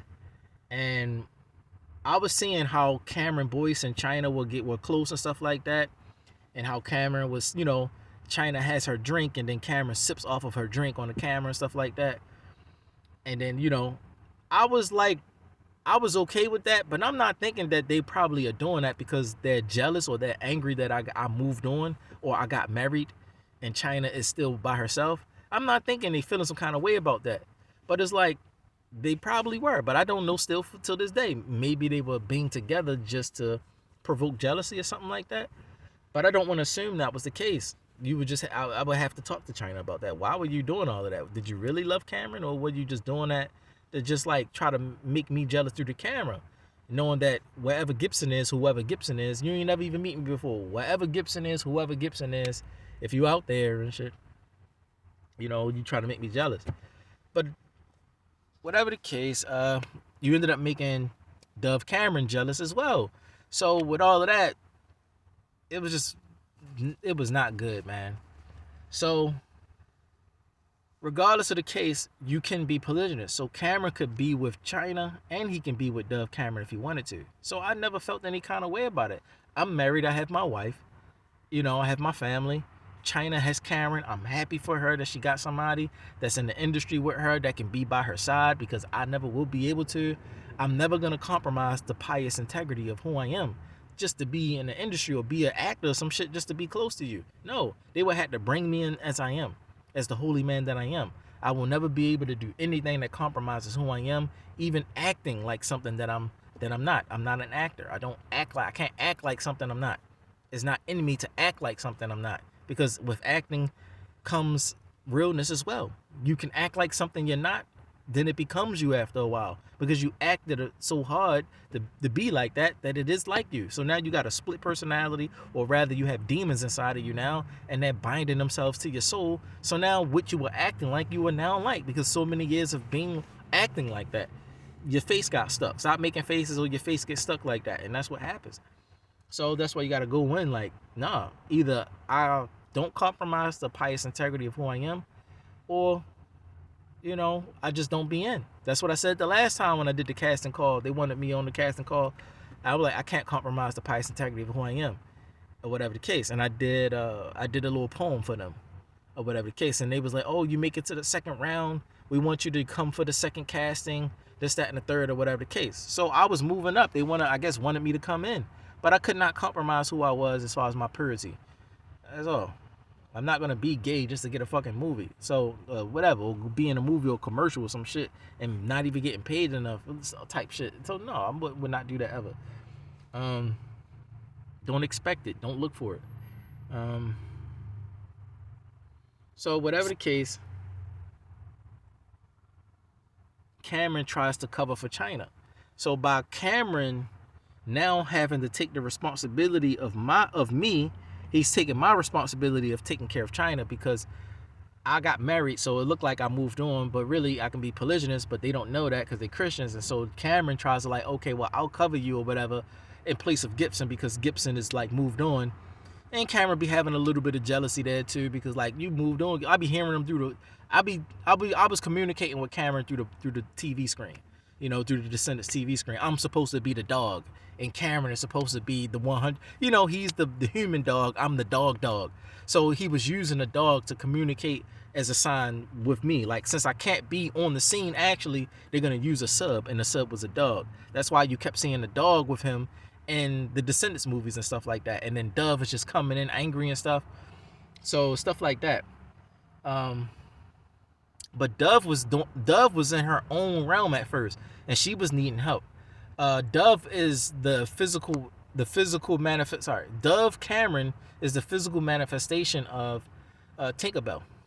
All right, that's her physical form, and she's down there trying to fight and stuff, and they're disrespecting her and shit like that, like they do Tinkerbell all the time. Captain Hook and them, they disrespect the shit out of Tinkerbell, but Tinkerbell's still Tinkerbell. When nigga like, you know what I'm saying? So they just be disrespecting her, belittling her and shit, because she's so little. They belittle her all the time, even though she's just like them, Caucasian and just like them and shit, a white girl if you want to say, but they treat her like a black person and shit.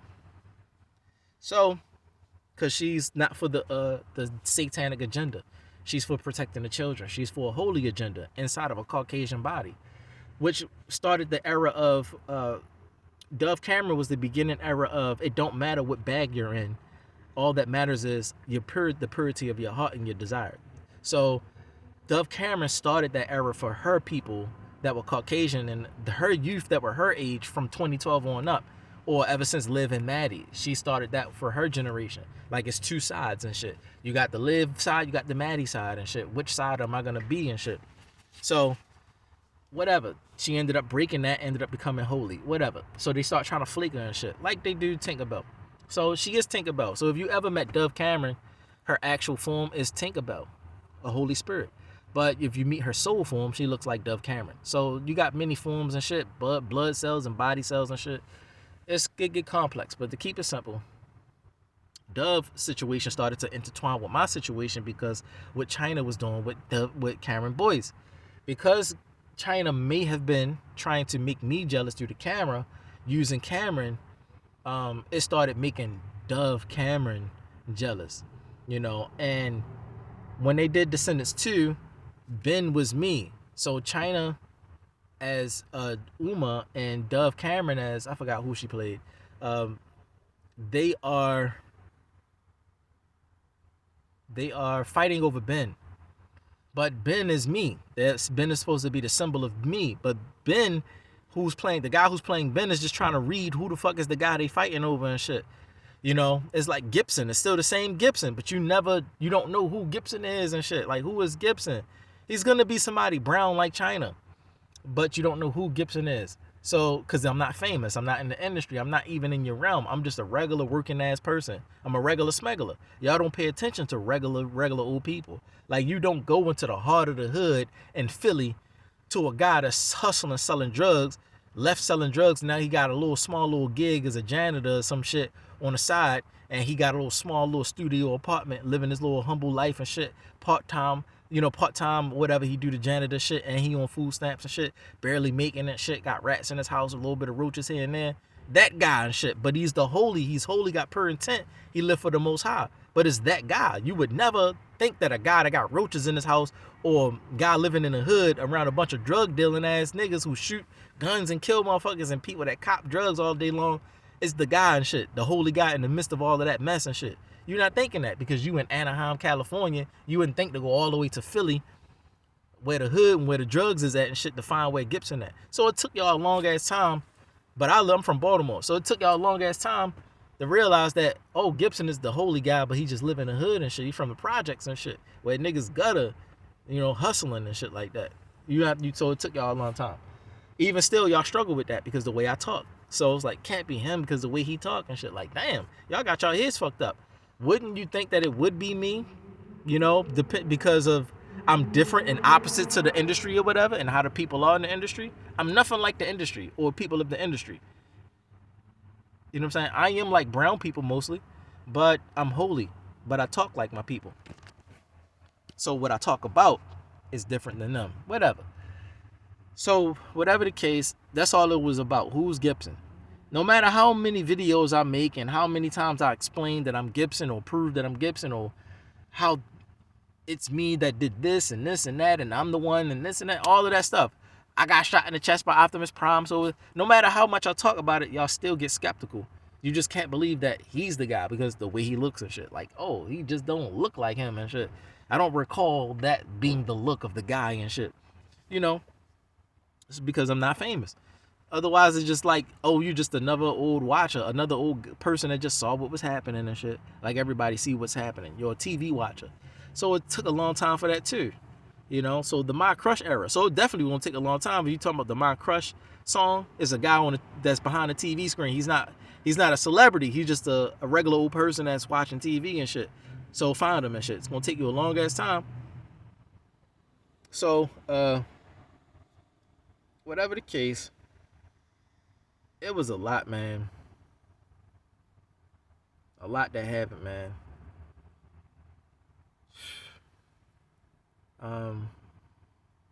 So Cameron Boyce passes away, man. Now, this is when Hades came on the scene in Descendants 3. I could not save Cameron, but I could save all of the women.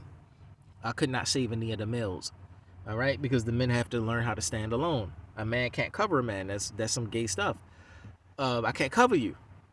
I can teach you so you can stand on your own, but I can't cover you unless you become a disciple of mine. Now, if you become a disciple or a student and you have to proclaim that out your physical mouth, then I can cover for you. Like, this is my student, and I'm teaching him how to stand like me, so that one day you can stand on your own. Then I can cover for you. But I could not cover for you because Cameron never said out of his physical mouth that Gibson or me, directly the guy that you're looking on the picture, is the one that is his protector, his rabbi, his teacher. So I could not cover for Cameron. So when Descendants 3 came out, I actually had to talk to Hades. Now, it looked like how what Dove was trying to show when they was in Oridon or wherever the place is with the castle and shit. And then she looked, and then the whole place was dark as shit. And now she's going down these these steps and shit. It's dark as shit in there. That's what it looked like in Hades' realm. Okay, in the underworld where Hades is at. That's what it looked like. So wherever you got Hades on the scene, you in some dark ass shit. And that's what it was. They just made it look beautiful and shit. With, you know, all of the singing and dancing and shit. But it was dark as shit. And Cameron died. He could not leave. So what you saw with the Hercules situation, while he's trying to jump into the juice to save China and Dove and them, trying to save his friends and stuff like that, he couldn't save his friends. Because he tried to ride off of Gibson energy. But it's an individual thing. Like, these are things that they needed to know but didn't know. That, like, men must learn how to stand on their own, and the different things of how to protect and cover people. Even some of that I didn't understand, like making vows. I still was learning some things as I was going myself. Once I learned what it was when it came to, like, covering for people, protecting people, vows that need to be made, how to actually properly cover for people and stuff like that, officially by the Most High, instead of just saying I'm covering for whoever's just here, and nobody ever made any kind of proclamations or confessed anything. Like, you must confess with your mouth that the Lord and Savior is your Lord and Savior, and it does matter what name you say, because you don't want to say the wrong name, because the wrong name is the wrong person. So now you're being covered and protected by the wrong person, or fucked up by the wrong person, seeming to be protected and covered. So it throws you off or sets you up, whatever. So it's the same thing when it comes to all kinds of people that are redeemed. Even the word itself, rabbi, means a protector, a house. He is an angelic home, a messenger that is a home for you. So you live inside of that rabbi, that home, that house. That's what the bit is in the rab. So when you spell it out, resh bet, when you got the bit, it means a house. So it's an angelic house. So that's what that person is. If he said, I'm a rabbi, I'm a house. So he covers and protects people, but you also have a place that you're living in, or whatever the case. Spiritually, metaphysically, your soul is protected. So when you're going through all of this demonic Disney shit, you actually are safe. Hades can't get to you. But because none of y'all ever professed or proclaimed me to be your covering, your protector, your savior for this time, then y'all kept going through shit. Now the only people that kept being safe was China and Zendaya. Okay? Even though China was breaking the vows, I kind of had to do a thing. I had to do a thing because the vow was for us to physically be together and do it the real way. Like real people come together, get married, like your father and mother type stuff. They get married, they together till death do we part. Real marriage. But she wasn't doing it that way. She wasn't getting to that point. She was getting trapped up in the industry life. So me seeing it and her keep being with different guys and kissing on different guys in the movies and shows and stuff, I'm realizing that they probably making her do it, so I had to do it differently. I had to decrease the vow some kind of way by basically lowering her in rank. So no longer is she under the vow of being a wife, she's just under the vow of just being covered by me. Like a regular old person. You're just covered by me. Or whatever. So with Zendaya is still in the same vow, or whatever the case. But I had to lower her vow too, because she's with Tom Holland. So she's under the vow, the same vow that China's under, of just being covered by me. Zendaya's just covered by me. China's just covered by me. But it started out as a marriage vow. But because they're trapped by the industry life and the Hollywood life, they can't get to me because I'm a regular smuggler. I'm not going to compromise just to get close to you. No, that's not how. We're not going to win no fucking fights and shit.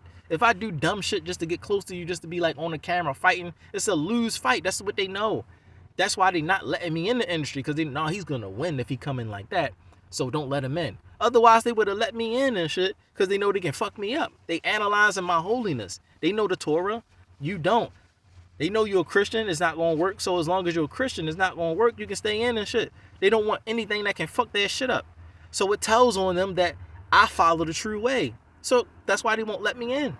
Oh shit, he followed the true way. Because they not letting them in and shit. The more they don't let me in, the more you know it's the true way. If the day comes where they do let me in, they gonna get fucked up. You know what I'm saying? The metaphysical Disney World, it has a sign now. Like, so if you go to Disney World or Disneyland, physically it has no sign, but metaphysically it has a sign to say you're not allowed to worship the true creator Yah here.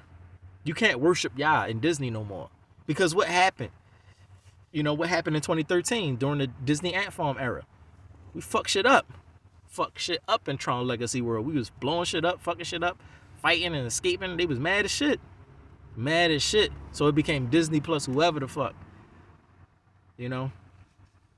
But the enemy is the Most High Father, who is Ab, Aleph Bet, which means father or master house. The master house is the Most High Father. So it's Disney plus Ab Inc. No, it's Disney versus the Most High Father. But I just made it Disney plus Ab Inc. Something that you're never gonna make yourself plus with. Like Disney plus Sesame Street not gonna happen, because that's Disney plus the Celestials and shit. You don't wanna fight the sun because the sun gonna cut off, my nigga. For real. It's prophesied that the sun is gonna stop shining and stuff like that. It's prophesied that the sun is gonna lose her light and stuff like that, or lose his light. It's gonna dwindle. So maybe one day they will eventually start fighting against the sun and shit. When all hope is lost, they're gonna start trying to bring everybody down with them. Even the sun, the celestials, the moon. They're gonna try to cut the lights off and stuff. Whatever the case, as for now, no, they're not trying to fight Big Bird. Big Bird is this. Who is the big bird of our world? The sun. It's a big bird. It shines bright yellow. That's why Big Bird is the in charge of the whole Sesame Street thing. But then you have the other spirits that are with him, that are out there in Heaven One, of the elements and stuff, you know, and the different colors and the powers and stuff of the rainbow. They're there, Elmo and this, that, and Cookie Monster and different hosts and celestial hosts. That's what it symbolized. Anyway, so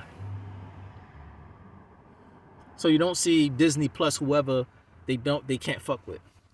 You're not gonna see Disney plus Sesame Street. You're not gonna see Disney plus Looney Tunes. You're not gonna see Disney plus Nickelodeon. You're not gonna see Disney plus Transformers.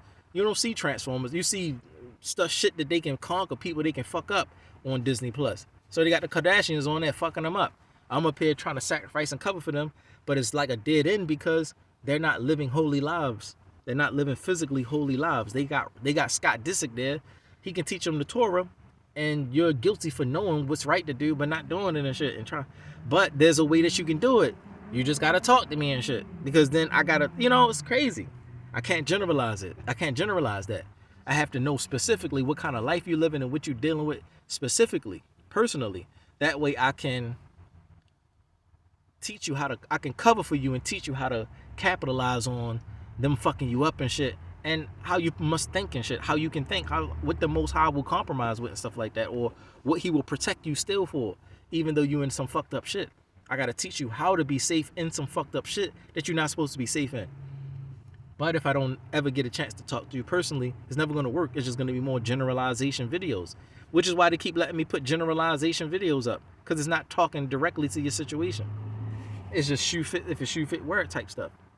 And before you get a chance to really ponder on what I'm saying, they already make you busy and shit, or they're distracting you with something. Anyway, off that, bringing it back to Dove. So when Cameron Boyce died, Dove Cameron knew that it was Gibson that saved them, because China was like letting them know there is only one person that can save us. You had the Queen of Mean transformed into a Satan and shit. So Queen of Mean, she's a physical puppet for Satan. Just like my ex-wife Tanika, she's a physical puppet for Satan and shit. So they are physical images or puppets for Satan. Like Grandma Shekinah Glory got puppets too. So that's why it's the Queen of Mean and shit. So that's why she transformed into a dragon. And Dove Cameron, she was basically fighting this a Liv and Maddie situation with her the whole way. So it was never wholeheartedly she was a dragon or some shit like that. It was just two sides to the situation. Which side's gonna win? Now the Queen of Mean, she really is that, the Queen of Mean. You can't be the queen unless you're really that. Dove was not the queen of anything like that. So there was a fight at the end. So China and Dove, they're fighting the Queen of Mean. So in Descendants 2, they were gonna fight over the water. China is the octopus and whatever. That's still a Liv and Maddie type situation. It's two personality type situations, not really you for real. You can cleave to it or not. It's just acting. But with the Queen of Mean, that was when it got serious. Now with the Queen of Mean, they ended up fighting her at the end or trying to calm her down or some shit like that. Then she passed out and they had to bring her back to life. But it wasn't like she was coming back to life because Hades did it. Hades is sitting there doing this magical shit and supposed to bring Queen of Mean back to life and shit. Give me a second. So like I was saying, the Liv and Maddie situation with China and Dove Cameron. Sorry, I'm under attack. So Dove Cameron and China, they had a situation, but it was a Liv and Maddie situation. It's not really them. So when they transformed, it wasn't really them. It was like borrowed suits type shit. I'm just borrowing this for a second to do this scene and then get off me and shit. But what happened after that, the Queen of Mean actually was who she was and shit like that. So they had to go there and stop and shit like, yo, did she really like that? So who was that symbolizing? That was symbolizing my ex-wife. She really liked that. Satan be on it too.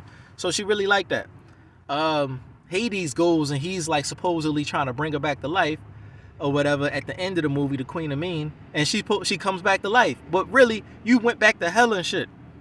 You're not coming back to life if Hades bringing you to life, my nigga. You're going to hell.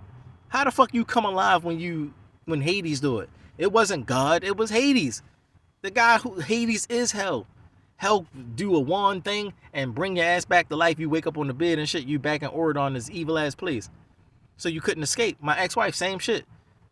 You tried to marry me, fucked up, you got brought back to hell and shit. Now you back Satan who you was and shit. Whatever the case. You tried to escape but couldn't escape all the way. Your heart wasn't right, your intent wasn't right. So you couldn't change. You went back to Hades and shit. That was the end of Descendants 3. Now with the rest of them, now that the Queen of Mean came back or whatever, she's the queen of it. So Tanika, my ex-wife, and all of these people that were in place and position tried to fuck us up because she came back to hell and shit. So now they all back in hell. So my wife started doing dumb shit, started being different and shit. She started being fiery, saying dumb. So she started being who she was and shit because it didn't work and shit. You couldn't bring me down, Gibson. You just brought yourself back down. Gibson's still good. Ever since 2013, Gibson's still good and shit. So here it is. You back with Queen of Mean. She's housing y'all asses and shit. Y'all in some Hell City shit. And she's with Hades. So it really is the Queen of Mean and Hades that's together. But they're not telling you that and shit. Because she's the queen, right? Red, that's another thing. That's another thing that will be revealed later on. But the Queen of Mean. All right. So this is when Cameron died. So once the Queen of Mean woke up in the bed and shit, she started trying to kill all the asses. Well, since I'm back, I'm gonna kill all y'all because she's the only one not acting. She's really the Queen of Mean. She really belong down there. She runs shit down there. Y'all down here better run for y'all fucking lives and shit. She's just young like y'all and shit. Another person is Sophia Carson and shit. She down there too and shit. One of the Satans and shit. Looking for Gibson and shit. I wish I was her. Some song she came out. I wish I was her and shit. So, Sophia Carson comes out with the song Looking for Gibson. You know, the Queen of Mean got her looking for Gibson, but Sophia Carson is like a grown ass woman, young as shit. She young as shit, a grown ass woman early. So I'll be like, oh, she a grown ass woman early. I saw Sophia Carson early. She's super stealthy, but I can see it. So I'm like, she ain't gonna outstep me and shit. You know what I'm saying? Fuck is you mean? So then you got Queen of Mean, Sophia Carson, but then Dove was like living Maddie situation. She gonna live, so she not gonna be Maddie. So what happened was she with China. Who the fuck we got? Gibson is the only thing we got and shit. Cause Cameron couldn't do it. Cameron got jammed up, but I tried to save Cameron, but I couldn't save Cameron. He wouldn't let me. I'm like, damn, I can't get Cameron, but I got an override. I was able to get Cameron anyway after he died, but I couldn't get Cameron while he was alive. So what happened was before Cameron Boyce died, I was in the same situation that Cameron was in. So Cameron ended up getting trapped up, and he got stuck. The girls, they left. Now I'm in the same soup and shit, the little liquid and shit that the souls be in. It pulls the protoplasm out from your body and shit.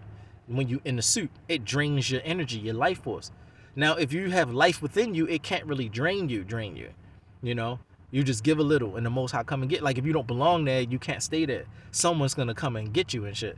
So that's the proving ground. If you down there, it's a proving ground. If you belong here, you'll stay here. Ain't no way you leaving Hades. I'm looking dead at Hades in his face, talking to him in the meta world, out of body shit, talking to this nigga after Descendants 3 ended. Cameron Boyce died. I couldn't save him, so he's talking to me.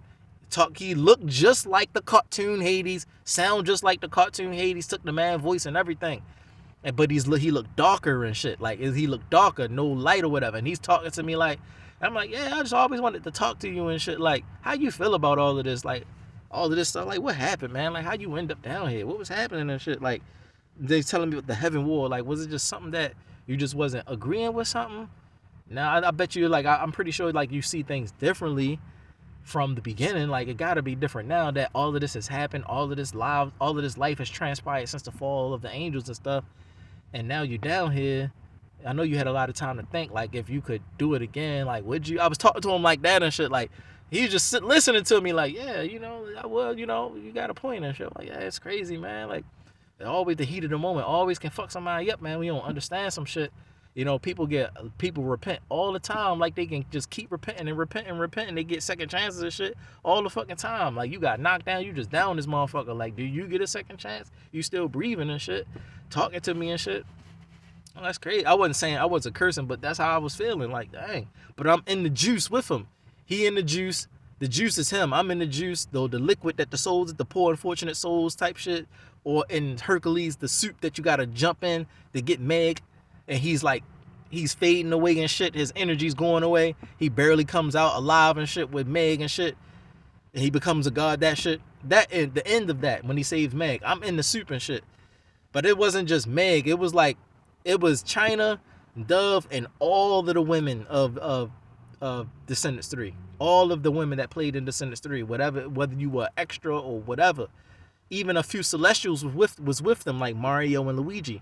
They're Celestials and shit. They just really look like Mario and Luigi. So it was a few Celestials were with them, and all of the women. And I'm in the soup and shit. Red is coming out of my body and shit.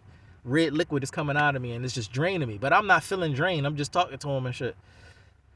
But he put a hook on me. He put a hook on my back, and so he attached it to my soul, so that in case when a person does come to get you, he gotta also have the power to unhook you. It has to be the Most High.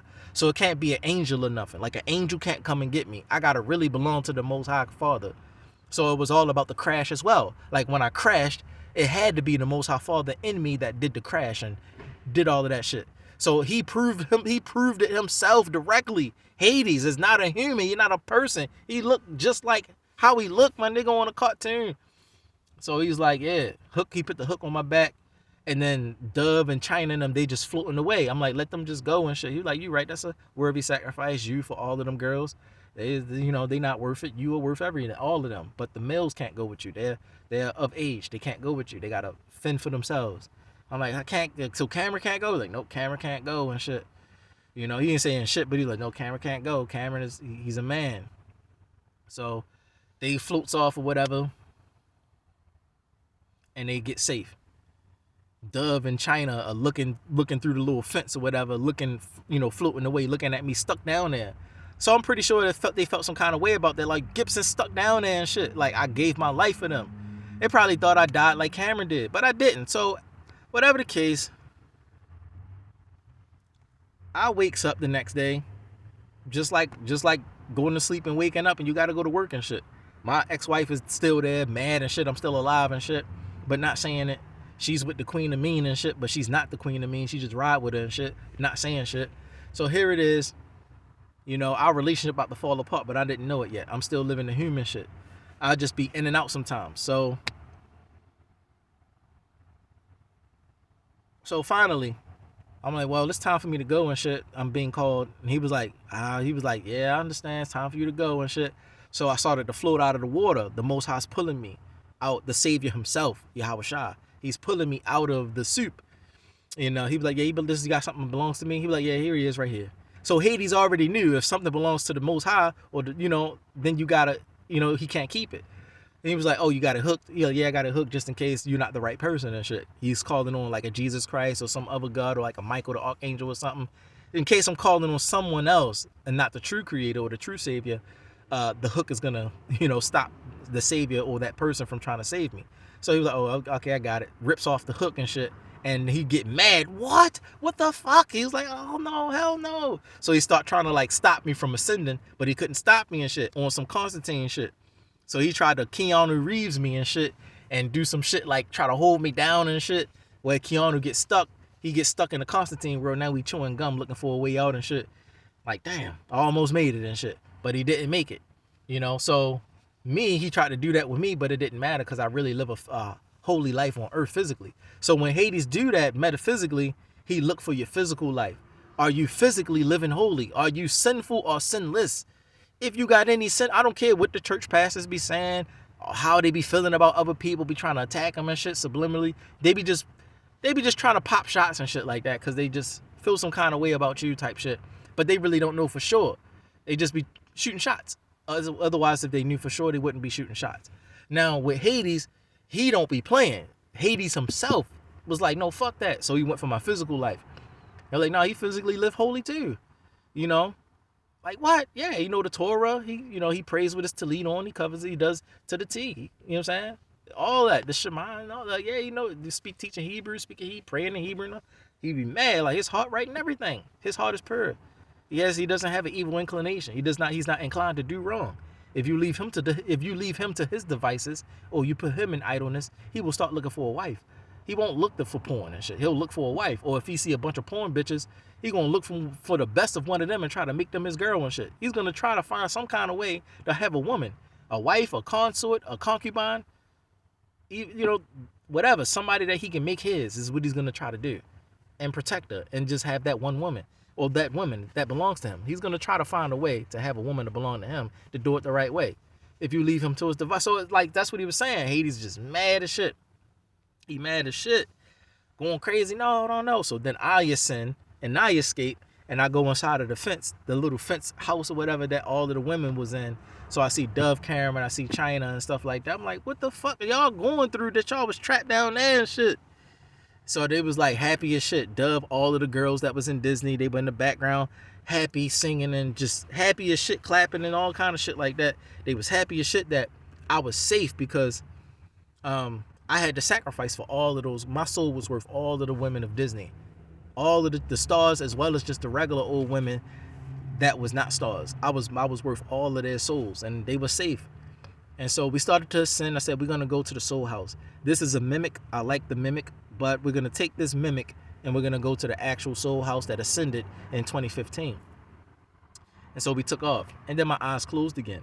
And I woke up and here go my ex-wife here, Tanika and shit. She trapped in a fucking dark-ass world with Queen of Mean and shit. And Sophia Carson and shit.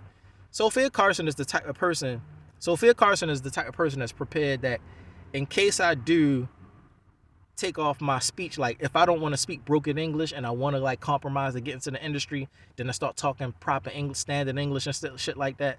She's prepared. Her energy is prepared for me so that if I get in the industry, she's hood enough. She's like a white girl hood. Like she's hood enough yet, meaning like real enough, yet still Caucasian enough to basically hold me down. Like she could love me and shit like that.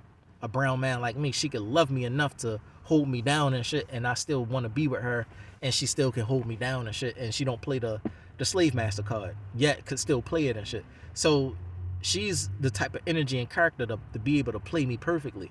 But if I don't compromise and I stay speaking broken English, fucked up English, stuttering over my words, she's not gonna be that. She's gonna be attracted to try to like do anything.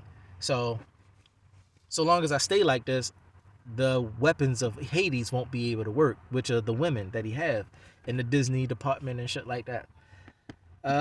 Those that are trapped, they're safe, really. They're just physically trapped.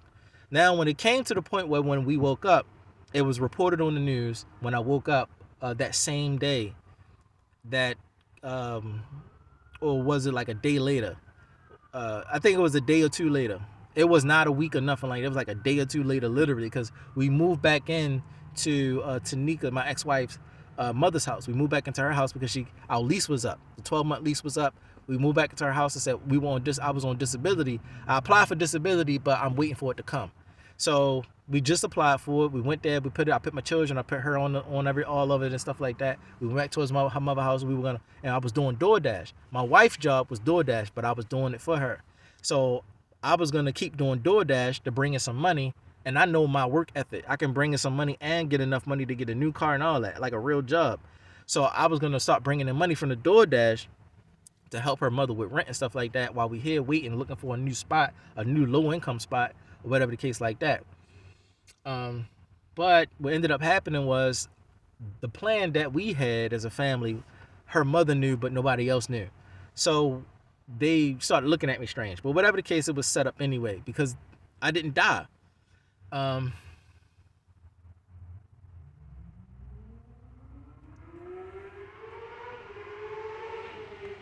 Yeah, so because I didn't die, my wife was mad or whatever. So I have a custom of washing my balls and my dick. Like I'll get up just to wash my balls and my dick just so I can like graze my balls with my nails to comfort myself. Like I scratch my balls, but not really scratch. I graze them with my nails and shit like that to comfort myself. I don't know why I do that, but I do that. So I had a habit of washing my balls and my dick just to do that, to comfort myself. So when I was doing that, chilling one day, out of nowhere, my dick just started burning. Like I'm like, is it the soap and shit? My wife knew what it was. It was a sign to her. My dick was burning. It was a sign to her. So what happened was the very next day after that, when my dick was burning, it was reported that Cameron Boyce died. And then she started fussing and shit, called the police and shit. And then when she called the police was like, somebody got to go, but they looked like they was about to kill somebody. So I was like, well, let me, you know what I'm saying? They was talking about me for real. And so I was like, they already had the bus ticket and everything for me. Like, damn, how you got the bus ticket already, my nigga? Like, so they already set me up to kick me out of the house because shit wasn't working the way they wanted to. I didn't die and shit like that. But it was reported that same day that they called the police on me and kicked me out, that Cameron Boyce died. So as soon as Cameron Boyce died, my wife left me and shit, divorced me. She kicked me and pushed me away. I haven't seen my daughter or her ever since Cameron Boyce died. But I was like, damn, what the fuck? Like, he died. I didn't know he died yet, but I did know he was trapped with Hades. So once I found out that he was dead, I started trying to figure out a way I was praying to the Most High, trying to figure out a way to go back down there and get him and shit. But by this time, I'm back in Baltimore. My disability was, they got shifted over to Baltimore. Then they cut my disability. They said you're not gonna get it and shit. How the fuck I'm not gonna get it when they said I was gonna get it? You know, it's like I don't. You know, it's like that when different states and shit. There's certain people that you deal with in different states. They will size you up and they will judge you and shit by appearance and shit like that, and they'll cut you and shit like that. They won't allow you to have certain things. But I actually was supposed to be on disability because the lady said I was gonna get it. But when I moved to Baltimore, he said I'm not gonna get it. Like, that's how I was, you know. So whatever the case, I'm like, all right, man, I'm gonna need an attorney or something. So I did it. I got Quick Aid and shit, and they were supposed to be the advocates to help me get my disability. So I called them like a few years after I tried to get an appeal, and shit wasn't working. So by the time 2023 came, I had already like got some advocates and shit. They didn't help me either. They just got my shit sitting there, making it look like they trying to work on my shit to get me SSI. I'm supposed to be on SSI by now since 2019. I'm supposed to be on SSI since 2019, 2020. But instead of them put me on SSI, the pandemic comes and start killing every fucking body.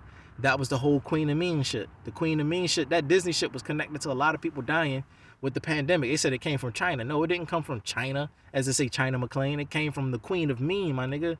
Her, the Queen of Mean herself, was the cause of the pandemic. And everybody that's with her and shit. You either died, you stayed in the underworld and served them, the Queen of Mean and shit like that, or you escaped with me. So you were either from pure side or evil side. So now pure side was born, evil side was born, and that's how it became. So now it takes us to the thing where Dove is looking for Gibson. Who's Gibson? Who's Gibson? So finally, she ends up finding out who I was, finding me, find my number by her putting her number out there. Like, if Gibson out there, here's my number and shit. You know, I can text you and shit. It was like a fan number. And I put the number in my phone, start texting her, and she was like, oh, hey, how you doing? Nah. Or whatever the case. So she found out it was me, but had to be sure. All right, this guy's claiming to be Gibson. Let's be sure. So they had to be sure and all this extra stuff, blah, blah, blah. And so it ended up coming out, I am actually Gibson.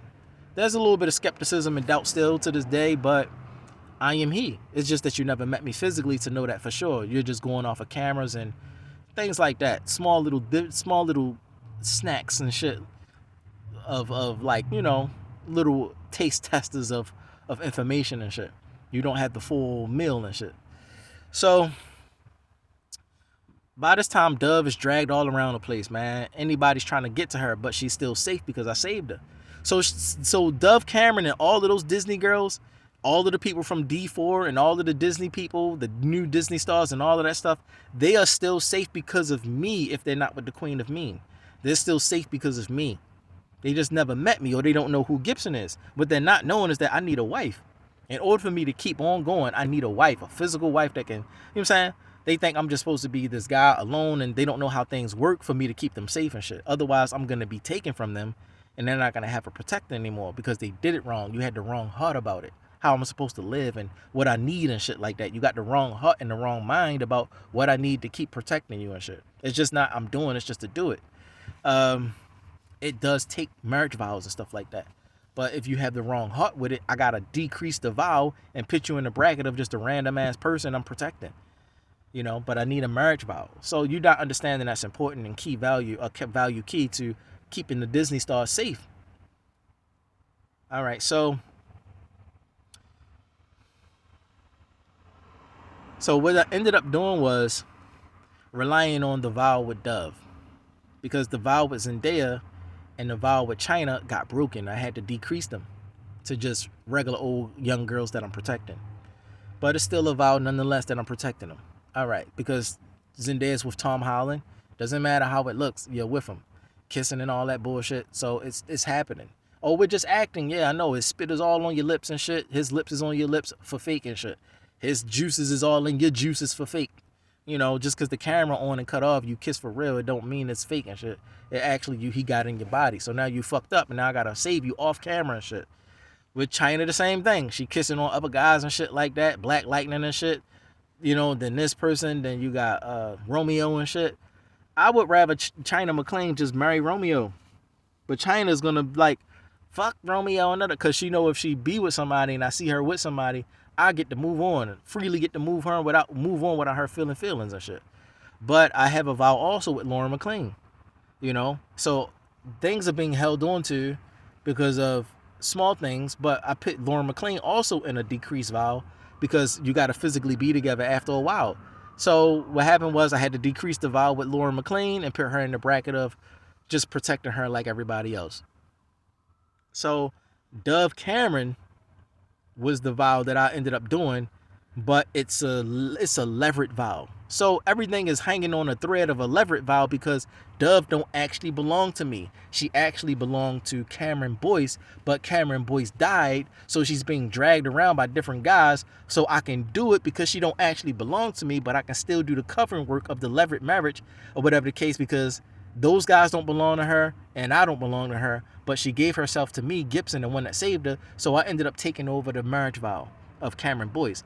That's how they're hanging on by threads and how they're still surviving and shit, because Dove Cameron and I got the marriage vow. Y'all just don't know that and shit. A Caucasian woman and me and shit from the hood and shit got the whole Disney situation hanging on by threads and shit because Cameron Boyce died and I'm covering for him. So I could deal with the fact that other guys are snatching her up and shit like that, because actually Cameron is dead, so she got to go to somebody, or they're just going to be, she's going to be out there loose. But if the time ever came where I can physically get to her, we won't be on threads. We'll be hanging on for real, hanging on tightly. The threads won't fall apart. The thread happened because Cameron Boyce died. So then that was the thread, so to be able to hang it on still be able to hang on.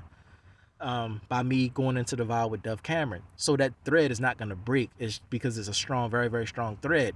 Hades not strong enough to break that thread. But when I physically die, that thread still is going to have to be held on to by me and Dove Cameron. Even when I pass on. It's just waiting for Dove to pass on too. Then the thread will be gone. But damn, why I got to be like that? Stupid and shit. So Dove understood the importance of getting to me, because getting to me is, you knew you can't play with marriage, you can't play with relationships. You understood that Cameron and China hugging onto each other hard as shit. I mean, they physically hugging onto each other hard as shit, together hard as shit. That shit hits different. It hits different than dream shit. And Dove understood that when she saw that happen. So she came after me and understood it does matter if you with somebody physically or not with somebody physically. All this dream metaphysical shit, it can go away. It could be a dream and you wake up and be like, now I need to eat and shit. But when you see it and feel it, then you start feeling it and then you start moving. That's when Dove started moving to find me or whatever the case. And now we're getting to the point of what she did to seal the marriage vow with me because she heard me talking and shit. So let's get to it. All right, now here we are. If Dove Cameron did not send me this video to say, Gibson, the vow that we have in the meta, she's not playing with me. So she's giving me something physical to seal the deal. Even though everybody's seeing it, it's for me to seal the vow with me because she's in everybody's arms anyway. So since she's in everybody's arms anyway, just do it and I can reach Gibson. You thinking she doing this to just be whatever the fuck. She know what's at stake. We still gotta protect all of the Disney children, my nigga. You know what I'm saying? We still gotta protect them. China fucked up her vow with me. Zendaya, her vow got fucked up with Tom Holland. Now it's just riding on Dove because a leverage situation, because Cameron died and I'm covering for Cameron. But because she don't actually belong to me and I'm covering for a brother, I can hold it on and not decrease the vow. Because as decreased as it get is the leverage situation. She's not really my woman. She belongs to someone else. So I can hold on for another brother. So now I'm doing whatever Cameron's telling me, really. In the soul house. Cameron is telling me what to do. So this is his wife. But his wife is in the arms of other men and not the man that the vow was with. Give me a second, man. Anyway, disrespectful people. So you seeing shit the wrong way. What you looking at is whatever the fuck you looking at. Sorry, I got the disrespectful people out there triggering and shit because they see naked shit or whatever. Now, whatever the case, you looking on spying on my shit and not knowing what the fuck it is and you just feeling emotions. Like, shut the fuck up, mind your fucking business. Now, what we got going on, this is ever since 2012. I've been shifting vows and shit like that just to keep everybody safe. Now that the vow that I went into with the leverage marriage with Dove Cameron, this is Dove. She sent this through my Twitter. Before Twitter became X, it was still Twitter. She sent this, and it was directly sent to me. I'm like, oh shit. Now I'm not following Dove or nothing, but it was sent to me. And then Dove started following me. She ended up following my Twitter page, Love Dove. And then she had another page called Dove Black or some shit. And there's a bunch of sexual shit on there with big black dicks and shit. She's trying to send me a message like the best way she know how to say, Gibson, we're married or whatever the case. You're covering me, you know. But Cameron's still my husband, but you got me. Now that he's passed, we got to protect these children. China fucked up her marriage vow with me, and Zendaya fucked up her marriage vow with me, not because they wanted to, but because the industry is fucking them up. So they couldn't hold on to the marriage vow. It got broken. It couldn't stay sacred. But through me and Dove, we can hold on to it with threads because her husband died. They killed her husband. Now we shaking and baking and shit. So now I can probably do it with Dove because I can't say she really belonged to me. I'm covering for a brother. It's a foolproof situation. Whatever the case, when Cameron did die, and I got my wife left, them called the police on me and pushed me out of the house. I ended up back in Baltimore. China, she calls me the very next day. She called me the very next day that I left my wife. She called me on Instagram. She was on on the set of Black Lightning, and her page that she called me on was China Pierce, meaning she's pierced, she's fucked up, she's hurt. Now she calls me or whatever on the IG page, and she's like, "Do you know who this is?" She's already in a different state of mind about what I'm supposed to be understanding. She's not understanding. I'm not understanding shit. So she's not coming with a general conversation. She's coming with a assumption type conversation that I'm supposed to know shit. I know who's talking to me because you're famous and I know your voice, but I don't know what you feeling and shit. You're not talking to me. So I just said, here go the free stuff and shit. Just like I just kept saying, here go the free stuff, here go the free stuff. But what broke the vow was what made it not able to. What made China not able to restore the vow was when she called me on the China Pierce page. She didn't introduce her name. She didn't say who she was. It's me, China. Then the conversation could have flowed to where we could have maintained the vow or repaired the vow, you know. But she didn't. She never called me back after that. So she basically ended the vow by calling me just to see if I was still alive and shit. And she started crying on the phone and shit. I'm like, the China Anne McClain, the Disney star. So I'm like, you good? She was like, yeah, you know. I'm like, you okay? She was like, I'm okay now. She crying on the phone and shit. I'm okay now. And then I'm like, damn, she really crying on the phone and shit. As soon as she heard my voice, like all I did was say, I'm like, are you okay? How your heart holding up? She was like, I'm okay now. You know, on the phone crying and shit. I'm like, damn, she really hurt about Cameron dying. But I'm still alive, so she was happy that I'm still alive. So she's like, I'm good now that you're still alive and shit. Yeah, I'm still alive. I serve the Most High. I really do this and shit. I've been doing this since the military in 2004. You just ain't talked to me yet to know that I'm really real and shit. I really do this. You need to talk to me to know that you're safe and secure and know how and shit like that. So because she never called me back, it broke the vow, or I had to decrease the vow from a marriage vow to I'm just covering for a sister, you know. But ended up going into a vow with Dove. When Dove sent this video to me, it sealed the vow of marriage, the leverage marriage with Dove Cameron, you know. And we're supposed to physically be together, but if we don't, it don't matter because she don't really belong to me. She belong to Cameron Boyce. So whatever Cameron is telling me in the meta world or in the soul house, I do what Cameron say when it comes to his wife. I don't even look at her or pay attention to her. This video was here as a sign that I am covering for Cameron Boyce. I am the only one that's allowed to see Dove Cameron butt ass naked like this. Only me. But other people gonna be looking too, right? Because you just a perverted ass piece of shit and you just want to see Dove Cameron butt ass naked. You want to stick your dick in there and all that. Me, I don't feel that. I'm looking at her like, okay, we can do this. So it's more like, all right, she did it. Cameron, she did it, or whatever the case.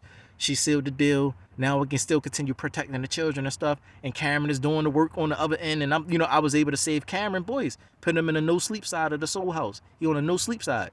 You know what I'm saying? So you don't go over there. People that gotta still live on this physical earth and go to sleep and shit and wake up is on the sleep side. Then you got the no sleep side where you did already. So he's on the no sleep side of the same soul house, So yes, in a way, now that I'm still on physical earth, and Dove Cameron's still on physical earth, her physical body belongs to me. but her soul and her all of that still belongs to Cameron Boyce. So whatever Cameron says or whatever I do. So it's like, all right, well, okay, we good. Let's continue protecting the children. All right. So yeah, Dove is giving herself to me, only Gibson. So China can get jealous, but it's not a thing about being jealous, and you need to really pay attention to what I'm saying to keep yourself safe and to continue keeping the mission safe and all of the children safe. You're not listening to like you're belittling me because you know some Jesus shit, but you're not really understanding that I'm a rabbi. That's more important. Like Dove is thinking here. She's like really like whatever Gibson say. That's he the one that protected me and kept me safe. Otherwise, I would have been dead like Cameron Boyce. So whatever the fuck Gibson say, that's what I'm doing. Y'all, for some reason, because we brown the same and we still, that mentality of brown people, black people is like, I ain't gonna let no man tell me what to do. I'm do bad all by myself and shit. I can do, I don't need no man type shit. Y'all riding with that fucked up ass energy. Whereas though Dove is not. He saved my fucking life, my nigga. My husband died trying to protect me, and I would have died too because he couldn't protect me. But Gibson came to protect me, and Gibson's still alive and didn't die, and I'm still alive. I'm with Gibson. That's really what it is. It's that she's that appreciative that here I give you my body. It's not for everybody. It's just for Gibson. So yeah, if Cameron was like go ahead or whatever the case, I would put my dick inside of her and have a child for him. Leveraged marriage. So if she has a child by me, it's gonna be Cameron Boyce's son or daughter that comes out from her body, her physical body. So Cameron Boyce's legacy continues, and the Cameron Boyce Foundation continues with the child that Dove has and the actual Gibson and shit. It's not gonna be nothing that I have is gonna be mine. Cameron already got stuff. The Cameron Boyce Foundation and stuff like that. So whatever child that Dove Cameron has, that belongs to Cameron's child, but is in the hands of his parents right now. And so whatever the case, Cameron is more like, don't even worry about it or whatever the case because my parents got it. And they don't know who you are and shit like that. You can seem like a random guy type shit. So let's not even deal with all that because I don't know how they might get. So as with this, Cameron probably told her, just send them something to seal the vow because we need something to keep these children safe in Disney. And we still keeping them safe. So by me and Dove, we're able to keep all of the Disney stars of 2012 and stuff like that in positions of authority. Now, that's that. And that's all y'all need to see and shit of that. So back to the point. That's all you need to see of that. That's for me. So when you see Dove Cameron butt ass naked in my phone, she bottled herself up in the bathroom, calling on Gibson because they're gonna come and get your ass and break into that bathroom if you don't send something to Gibson to say that you belong to him. It's like confessing that the Savior is my Lord and Savior. But you in a marriage vow, so you need to say something that confesses that Gibson is your husband. Now that Cameron is gone, the guy that saved your life, or else you would have been dead like your husband Cameron Boyce. You need to say something. So that was Hades. That was Hades himself, basically coming out and coming to Dove to be like, you got to say something to him. Send some kind of image or message or whatever. And it was sent to me and I got it. And I was like, I got you, Dove. This, that, and the third. And we're still able to protect the Disney children to this very day. Now, you got new Disney stars that's in Disney now. New Disney stars and stuff like that. But what you don't have, you still got new Disney stars and stuff like that. But the people that are in charge are the ones that are protected since 2012. They're the ones in charge. I'm ultimately in charge, meaning I'm the safe haven. So I don't really need to be on the scene. I don't even need to go to Disneyland or nothing like that to like show my face or nothing like that. But I'm the main person that's keeping everybody safe and stuff like that in the whole situation.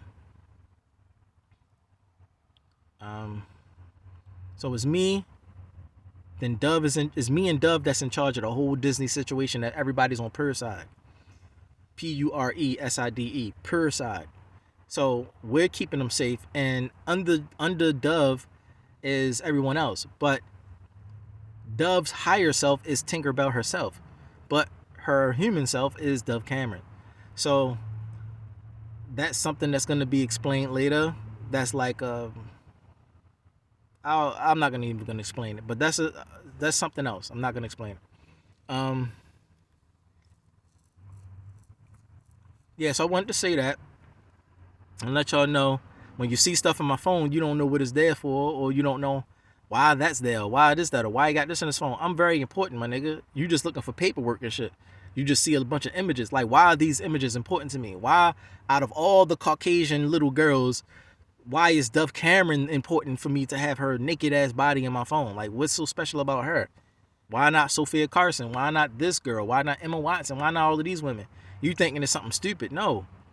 You know, I Am Gibson, my nigga, from Disney's Ant Farm. Thank you, Zach Steele, for subbing for me, because I'm a regular working man, but I still got to do meta work. I am the rear. Like I said, I'm with the 4-star Rear Admiral. I was in the rear ever since I was 19, doing meta work in real military, the U.S. military, the U.S. Navy, my nigga.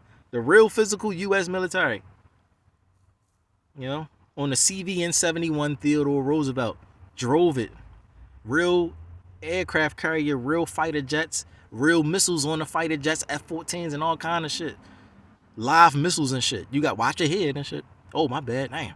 It's a real missile. Don't bump into that shit. Might blow up and shit. Real shit. You know, so real oceans. Real them niggas flying off, dropping bombs, wherever the fuck they dropping bombs off at and shit.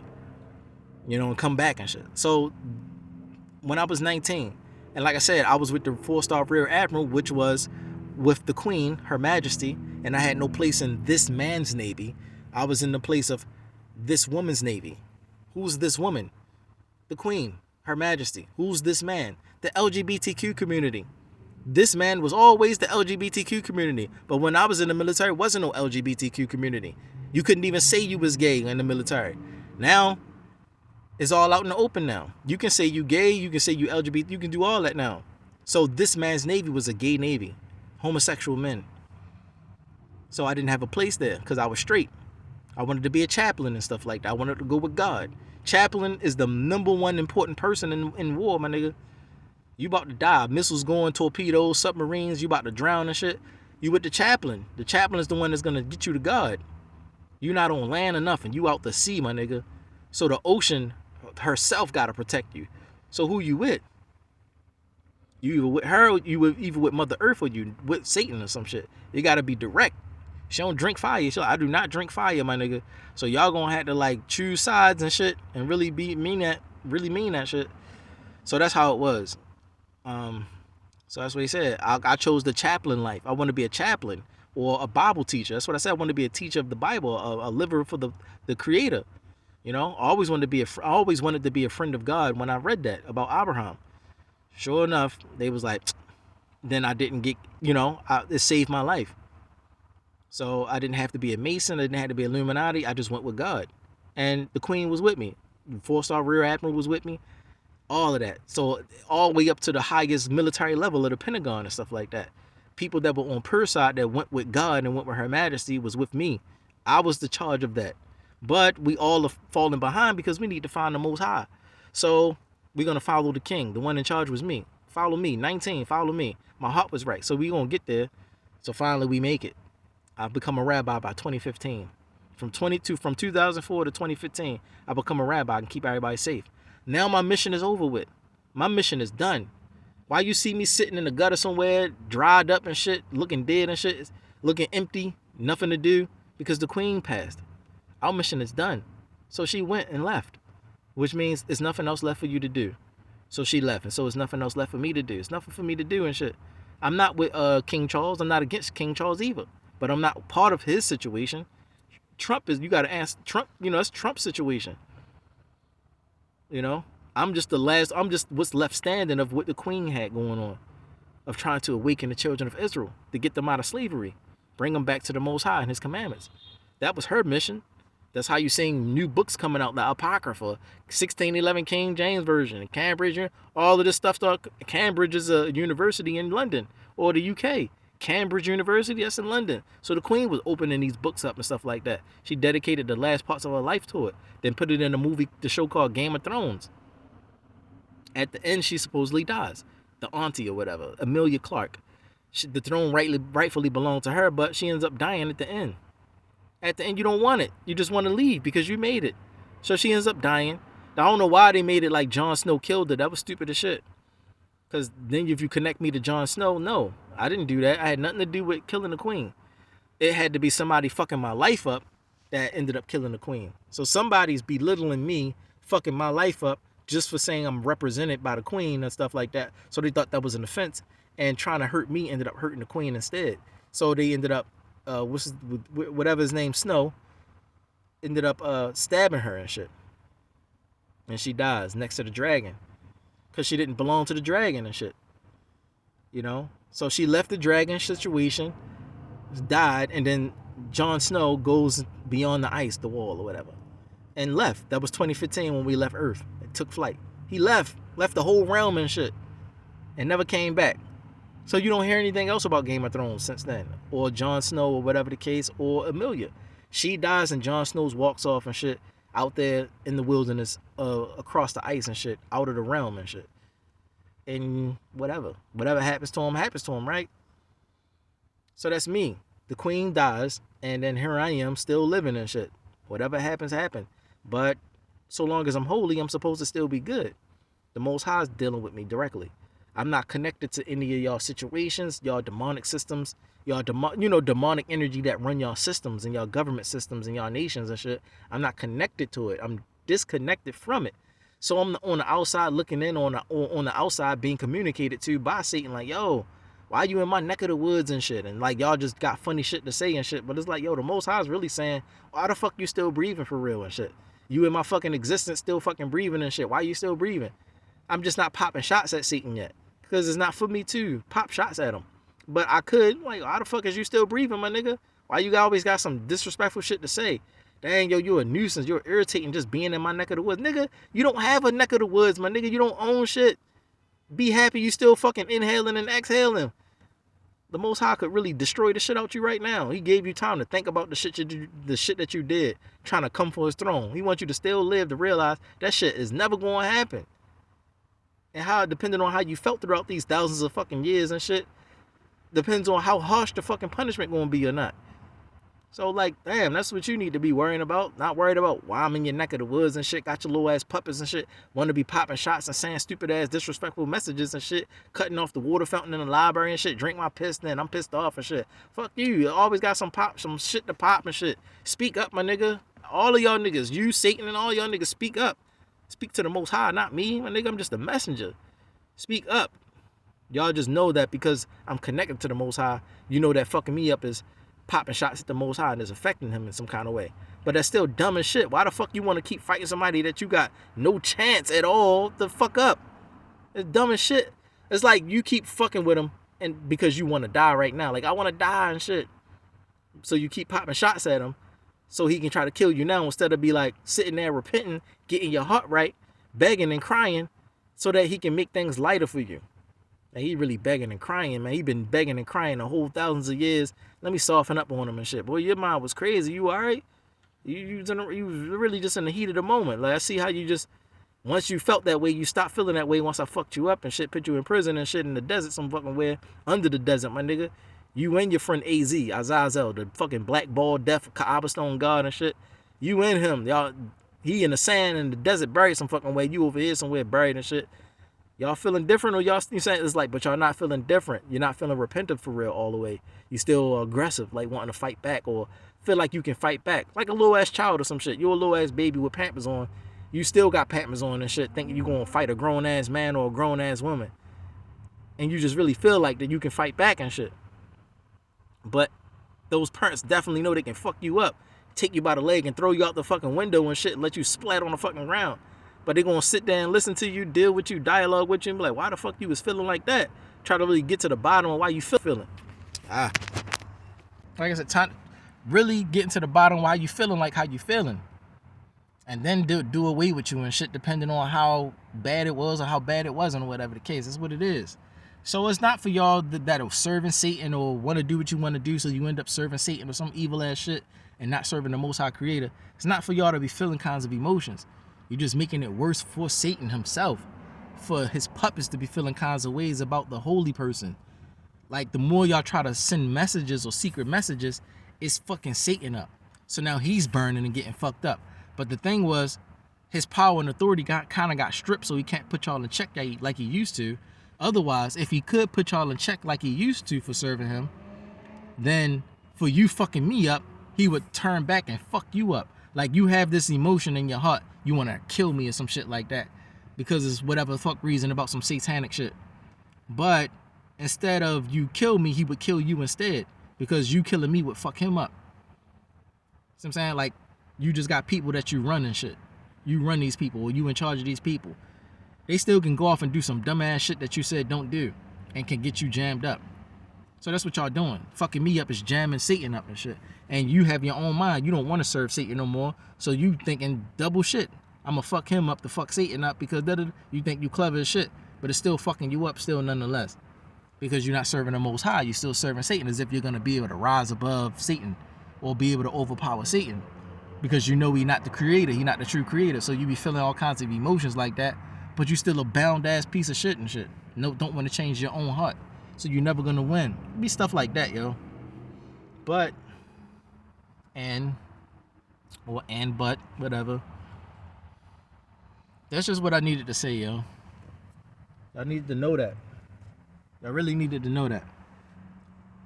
Like, why do I have Dove Cameron's naked ass body twerking in the camera? Like, she's twerking like a motherfucker in the video. And why China's so fucking jealous all the fucking time. And why I gotta keep making videos about this. So it's for y'all to know. The vows was broken with China, and the vow was broken with Zendaya. So I couldn't hold up the children in Disney with them, with the marriage vow.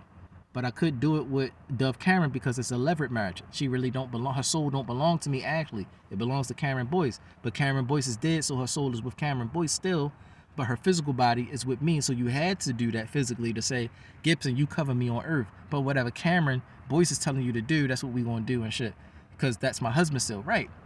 So it was all that. So I got the last thing I ever communicated with Cameron was a stealth message.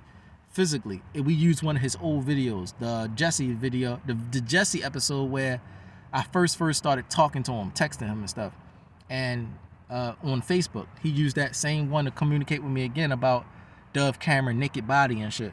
He was feeling emotions and shit, so he had to tell me. He's texting and shit, and he was like looking for energy and shit. So the elevator's not elevating, and whatever the case, until you get that video. That's why he allowed her to send that video to me. So he was letting me know, like, I can't elevate or do this or whatever case until y'all seal the marriage vow. Even if it's just betrothal, it still has to be the levirate marriage. That'll work for me and shit. So that's what he's texting like crazy. So then he get on the elevator, and then he can ascend and shit. He's good. He can get the rest of the children out of there. All right, so that's what happened. Yes, it should get to the point where Dove Cameron and I are actually together, like marriage. It's supposed to be, because that's what the vow was about.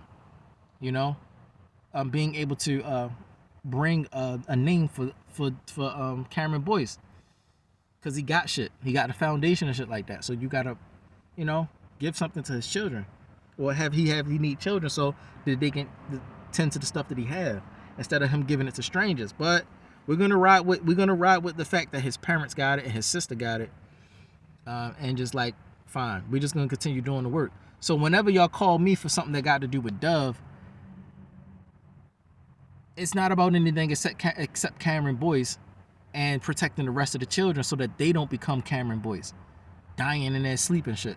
So that's what we're preventing right now. We've been going strong ever since 2019. A lot, you see, they not dead. The pandemic came and went. They not dead because I kept them safe. I'm still keeping them safe. That's why the pandemic still, you went to Dune 2 and Dune 1, Dune 2. Now you want Dune 3 because we got to go after the Messiah and shit. We got to go directly after the source and shit. Otherwise, we can't kill Zendaya and them. I got to kill this bitch. You want to kill her so hard, we got to find the Messiah and shit. You know what I'm saying? Trying to call me the Messiah so you can come and kill my ass so that they can die and shit. Knowing that if you get rid of me, you'll kill me. But it ain't about that. It's about holiness. So you got to play it right. If I'm evil and wicked, then yes, you have power and authority to kill me. If not, you're just going to kill you and your power source, which is Satan. Satan going to die early and shit. He don't want to die early, my nigga. Or maybe he do want to die early. But at the same time, he don't, because then it's going to be a worse torment for him. He going from torment to torment. So you just don't want to do that. Like, no, keep fucking living, my nigga. Like, damn. He get a little bit of rest by y'all getting rest. So it's like you trying to be in less pain as possible So you don't want to keep fucking with me or fucking me up, but you keep doing that shit anyway. Just by seeing me. You don't know how shit work with holy people. So you thinking the same shit that you keep doing with anybody is going to work on me, but it never do. And you don't know how you're supposed to be. Like when I came here to Santa Monica, what you were supposed to do was give me a job, not play me, take my Concentra piss, and employ one of your own weed smoking ass people and shit. You wasn't supposed to do that. What you also wasn't supposed to do was think that I'm my father Tupac, and then you got some old ass feelings and emotions, and you want to do to me what you would do to my father and shit, because what kind of relationship y'all had and shit, which is nothing like the relationship you would have with me, but not the same people and shit. So you're not supposed to do that. You fucking Satan up doing that and shit, which is gonna jam you up more. Also, you're just supposed to let me live, my nigga. Not fuck me up, not cutting the water system off, breaking the water. You're not supposed to do that shit. By you looking out for me and letting me live on God's earth, as God says, it gives peace and rest to Satan and y'all, because your governments and nations are ran by Satan. So if a holy person is living good and Satan is stepping back and letting this person live in peace according to the Most High's desire or what the Most High want, Satan don't get fucked with. And in turn, y'all who live inside of Satan's body don't get fucked up either. But it's like a parent's protection and shit. I'm gonna cover my children and shit. You not knowing Satan getting fucked up by you fucking me up or whatever the case, because you're getting covered by Satan. But if you stop fucking me up, it stop fucking Satan up, and he don't gotta overly cover you and shit, and you thinking ain't nothing happen, everything's still good, Satan's still riding and shit, the system's still going. So it's backwards, my nigga. You see me, you supposed stop thinking shit. You supposed to talk and ask questions. Don't assume I'm a fucking Muslim because you think you see me wearing clothes and shit. You ask questions. Oh well, we know he's a rabbi and shit because he said he was a rabbi, and he goes to the kosher market all the time. He don't go to the halal spot, so he gotta be like dressed like the Savior dressed, like he dressed like the ancients dressed. You gotta think like that, my nigga. Well, so don't fuck with him and shit. Even for holy people, those who serve the Most High, supposedly, as they say. But if you are actually serving the Most High, it's not for you to feel some kind of way and try to fuck me up either. Because then you're gonna get fucked up for fucking up a holy man still. It's gonna be the same story. For those who know the scriptures, who don't know the scriptures, those who serve Satan directly, all that is gonna be the same story for all of y'all. You let the holy man live. You let him live. You let him be at peace. You leave him alone. Don't bother him. He's not bothering anybody or hurting anybody. He's just telling the truth. It's cutting you. That little bit of ass cut is worth you still being able to live, so that Satan continue to live, and y'all just go when your time comes.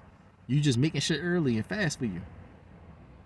So with that said, I think I said everything I needed to say about this one video y'all watching about Dove Cameron. Why is she butt ass naked in the bathroom, number one. Who told her to be butt ass naked in the camera, shit on some softcore Pornhub shit. Number two, who is she doing it for? You know, and you know, who's the person and shit. Let's talk to the person that she doing it for. It's always about Gibson, me, keeping the children in Disney safe. But it was a marriage vow, okay? It was a levirate marriage vow that she did that for, to seal the levirate marriage vow. You know, so it's not, even if I delete the video, it's still the case is that the vow is already sealed. But I keep the video so that people can feel emotions and shit, so you can realize Dove belongs to me. So long as she's on earth, she belongs to me. But she actually belongs to Cameron Boyce. But he's passed on. We'll see him later. But while we're on earth, Dove Cameron belongs to me. Her flesh belongs to me. But it's not in my hands. But because her soul don't belong to me, it belongs to Cameron Boyce, we can play that shit. I don't gotta lower the vow. But with China McClain and with Zendaya, it's not a levirate marriage. It's an actual marriage. They belong to me and their souls belong. Their flesh belongs to me and their souls belong to me. But because they're in the industry, and they also with different people, you liquid exchanging with all these different men and shit like that, you can't belong to me properly. So I had to lower the vow, or otherwise demons gonna get inside of the soul house and they're gonna break in and breach in, and then people are gonna get fucked up and children are gonna get ripped out and shit. Satan nobody doing. So I had to cover for you doing that. You're not thinking I'm thinking shit like that, but that's what I'm understanding. I know what I'm doing. I'm not just wandering around. I'm thinking and shit. How to keep people safe, how to stay safe, how to keep covering y'all, sacrificing for y'all. I'm not supposed to be out here on the fucking ground. In order for you to live a comfortable, safe life, I'm supposed to be living comfortably. So the Kardashians might got it backwards and shit. So long as I'm out here suffering, they making you think that you're okay. But no, Satan is just covering them people. And if Satan move out the way, then they're going to get fucked up for me getting fucked up. And then they're going to realize, oh shit, we not supposed to fuck them up. Satan just was covering for us so we were living in peace and shit, while Satan back getting whipped the fuck up and shit on some Jesus shit. His back getting whipped the fuck up and flogged and shit like that, while we still living safe as shit inside and shit. So let's keep fucking him up. He's just not telling you that. God is like, the Most High is like, don't tell him nothing. Let him keep fucking him up and shit. So Satan can keep getting his ass whipped and shit. But he getting mad as shit, wanting to say something like, no, God told me not to say something to y'all. That's the only reason I'm not saying something to y'all. But he keep fucking me up for y'all fucking him up.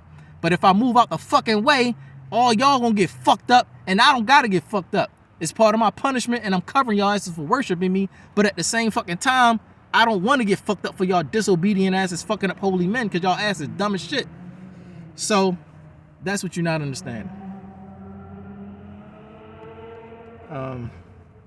But at least I told you. So all of this stuff that you're thinking, like eating fires and all this shit, you thinking it's because of me. No, my nigga, it's because of y'all. It's because of your own self.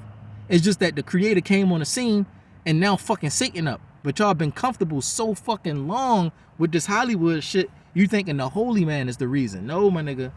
The more you try to get rid of the holy man, the more you fuck up your power source. So you gotta let me live. You gotta help me out and shit. I'm supposed to be on SSI and shit now. I'm supposed to be giving free money. I'm disabled physically. Back fucked up, this fucked up, I'm all fucked up, schizophrenia, seizures and shit. All kind of fucked up. So y'all supposed to help me for all of the stress and shit I've been going through. So I'm supposed to be on SSI. I'm supposed to be taken care of and shit like that. And then y'all okay. Just for the sake of y'all putting me on SSI. But because Satan keep protecting y'all little ass motherfuckers and shit like that, y'all keep feeling emotions. He can't say anything to y'all. Like he can't tell y'all to leave me alone and shit. Because he's told not to say anything. Y'all supposed to realize it. But y'all not realizing it and shit. Y'all dumb as shit. You're supposed to leave me alone. Stop bothering me. Let me live and shit for the Most High. This is his world any fucking way. I don't own shit. What's Satan supposed to tell y'all, but he never told y'all before, so he can't tell you now and shit. Now you guys let that shit play out. The more you see me fucked up, y'all start getting fucked up. And it's gonna start happening. You gonna get bombed and shit. This happened, that happened. You keep wanting to blame me and shit. You want me to stop being holy and shit so you can keep living a lie and shit. I'm never gonna stop living holy. That's dumb as shit. You want me to lie to you. Please lie to me and shit so I can have a... You want me to lie to you so you can live in peace and shit. That shit sound dumb as shit. Nobody wants to be lied to, my nigga. The day when people want to start being lied to, it's the end of the world. Anyway, but I said enough on that. You got the story. Let me just put this shit together for you and post it on YouTube. So with that said, shalom. And P.S. China's in there. Don't be mad at me. This always was about the Disney children. It could have been Peyton List. She was the first person I even seen metaphysically. It could have been me and Peyton List protecting everybody. But I didn't open myself up to Peyton List. That's why she mad and shit. Peyton List, you can see whatever you want to see about Peyton List. Peyton List is mad or whatever the case, or upset with me because I didn't open myself up to her. So it's like, you turned me down and shit like that. But I could have used Peyton List. I could have. I just didn't. So she ended up going to Cameron Boyce. So Peyton List belonged to Cameron Boyce. Dove Cameron belonged to Cameron Boyce. So I got to cover and protect them. So it could have been Peyton List. It wasn't really exclusive and shit. Is what y'all think. It's not exclusive to one individual person just because you brown or some shit. It's just the thing that who will hold on to the marriage vow so that we can protect these children. That will be the person that will be set up to help me protect these Disney children, these Disney stars and the Disney children. Just little children that be watching Disney and stuff like that. Regular old children, you know. So long as people keep having children in America, they're going to be having Disney Plus and shit. You're going to be watching Disney shows. You're going to be watching Marvel. You're going to be watching anything that Disney Plus got to it. So it's going to be hard or impossible to not know about Disney. So you got to keep the children safe. So with that said, I'm going to say Shabbat Shalom.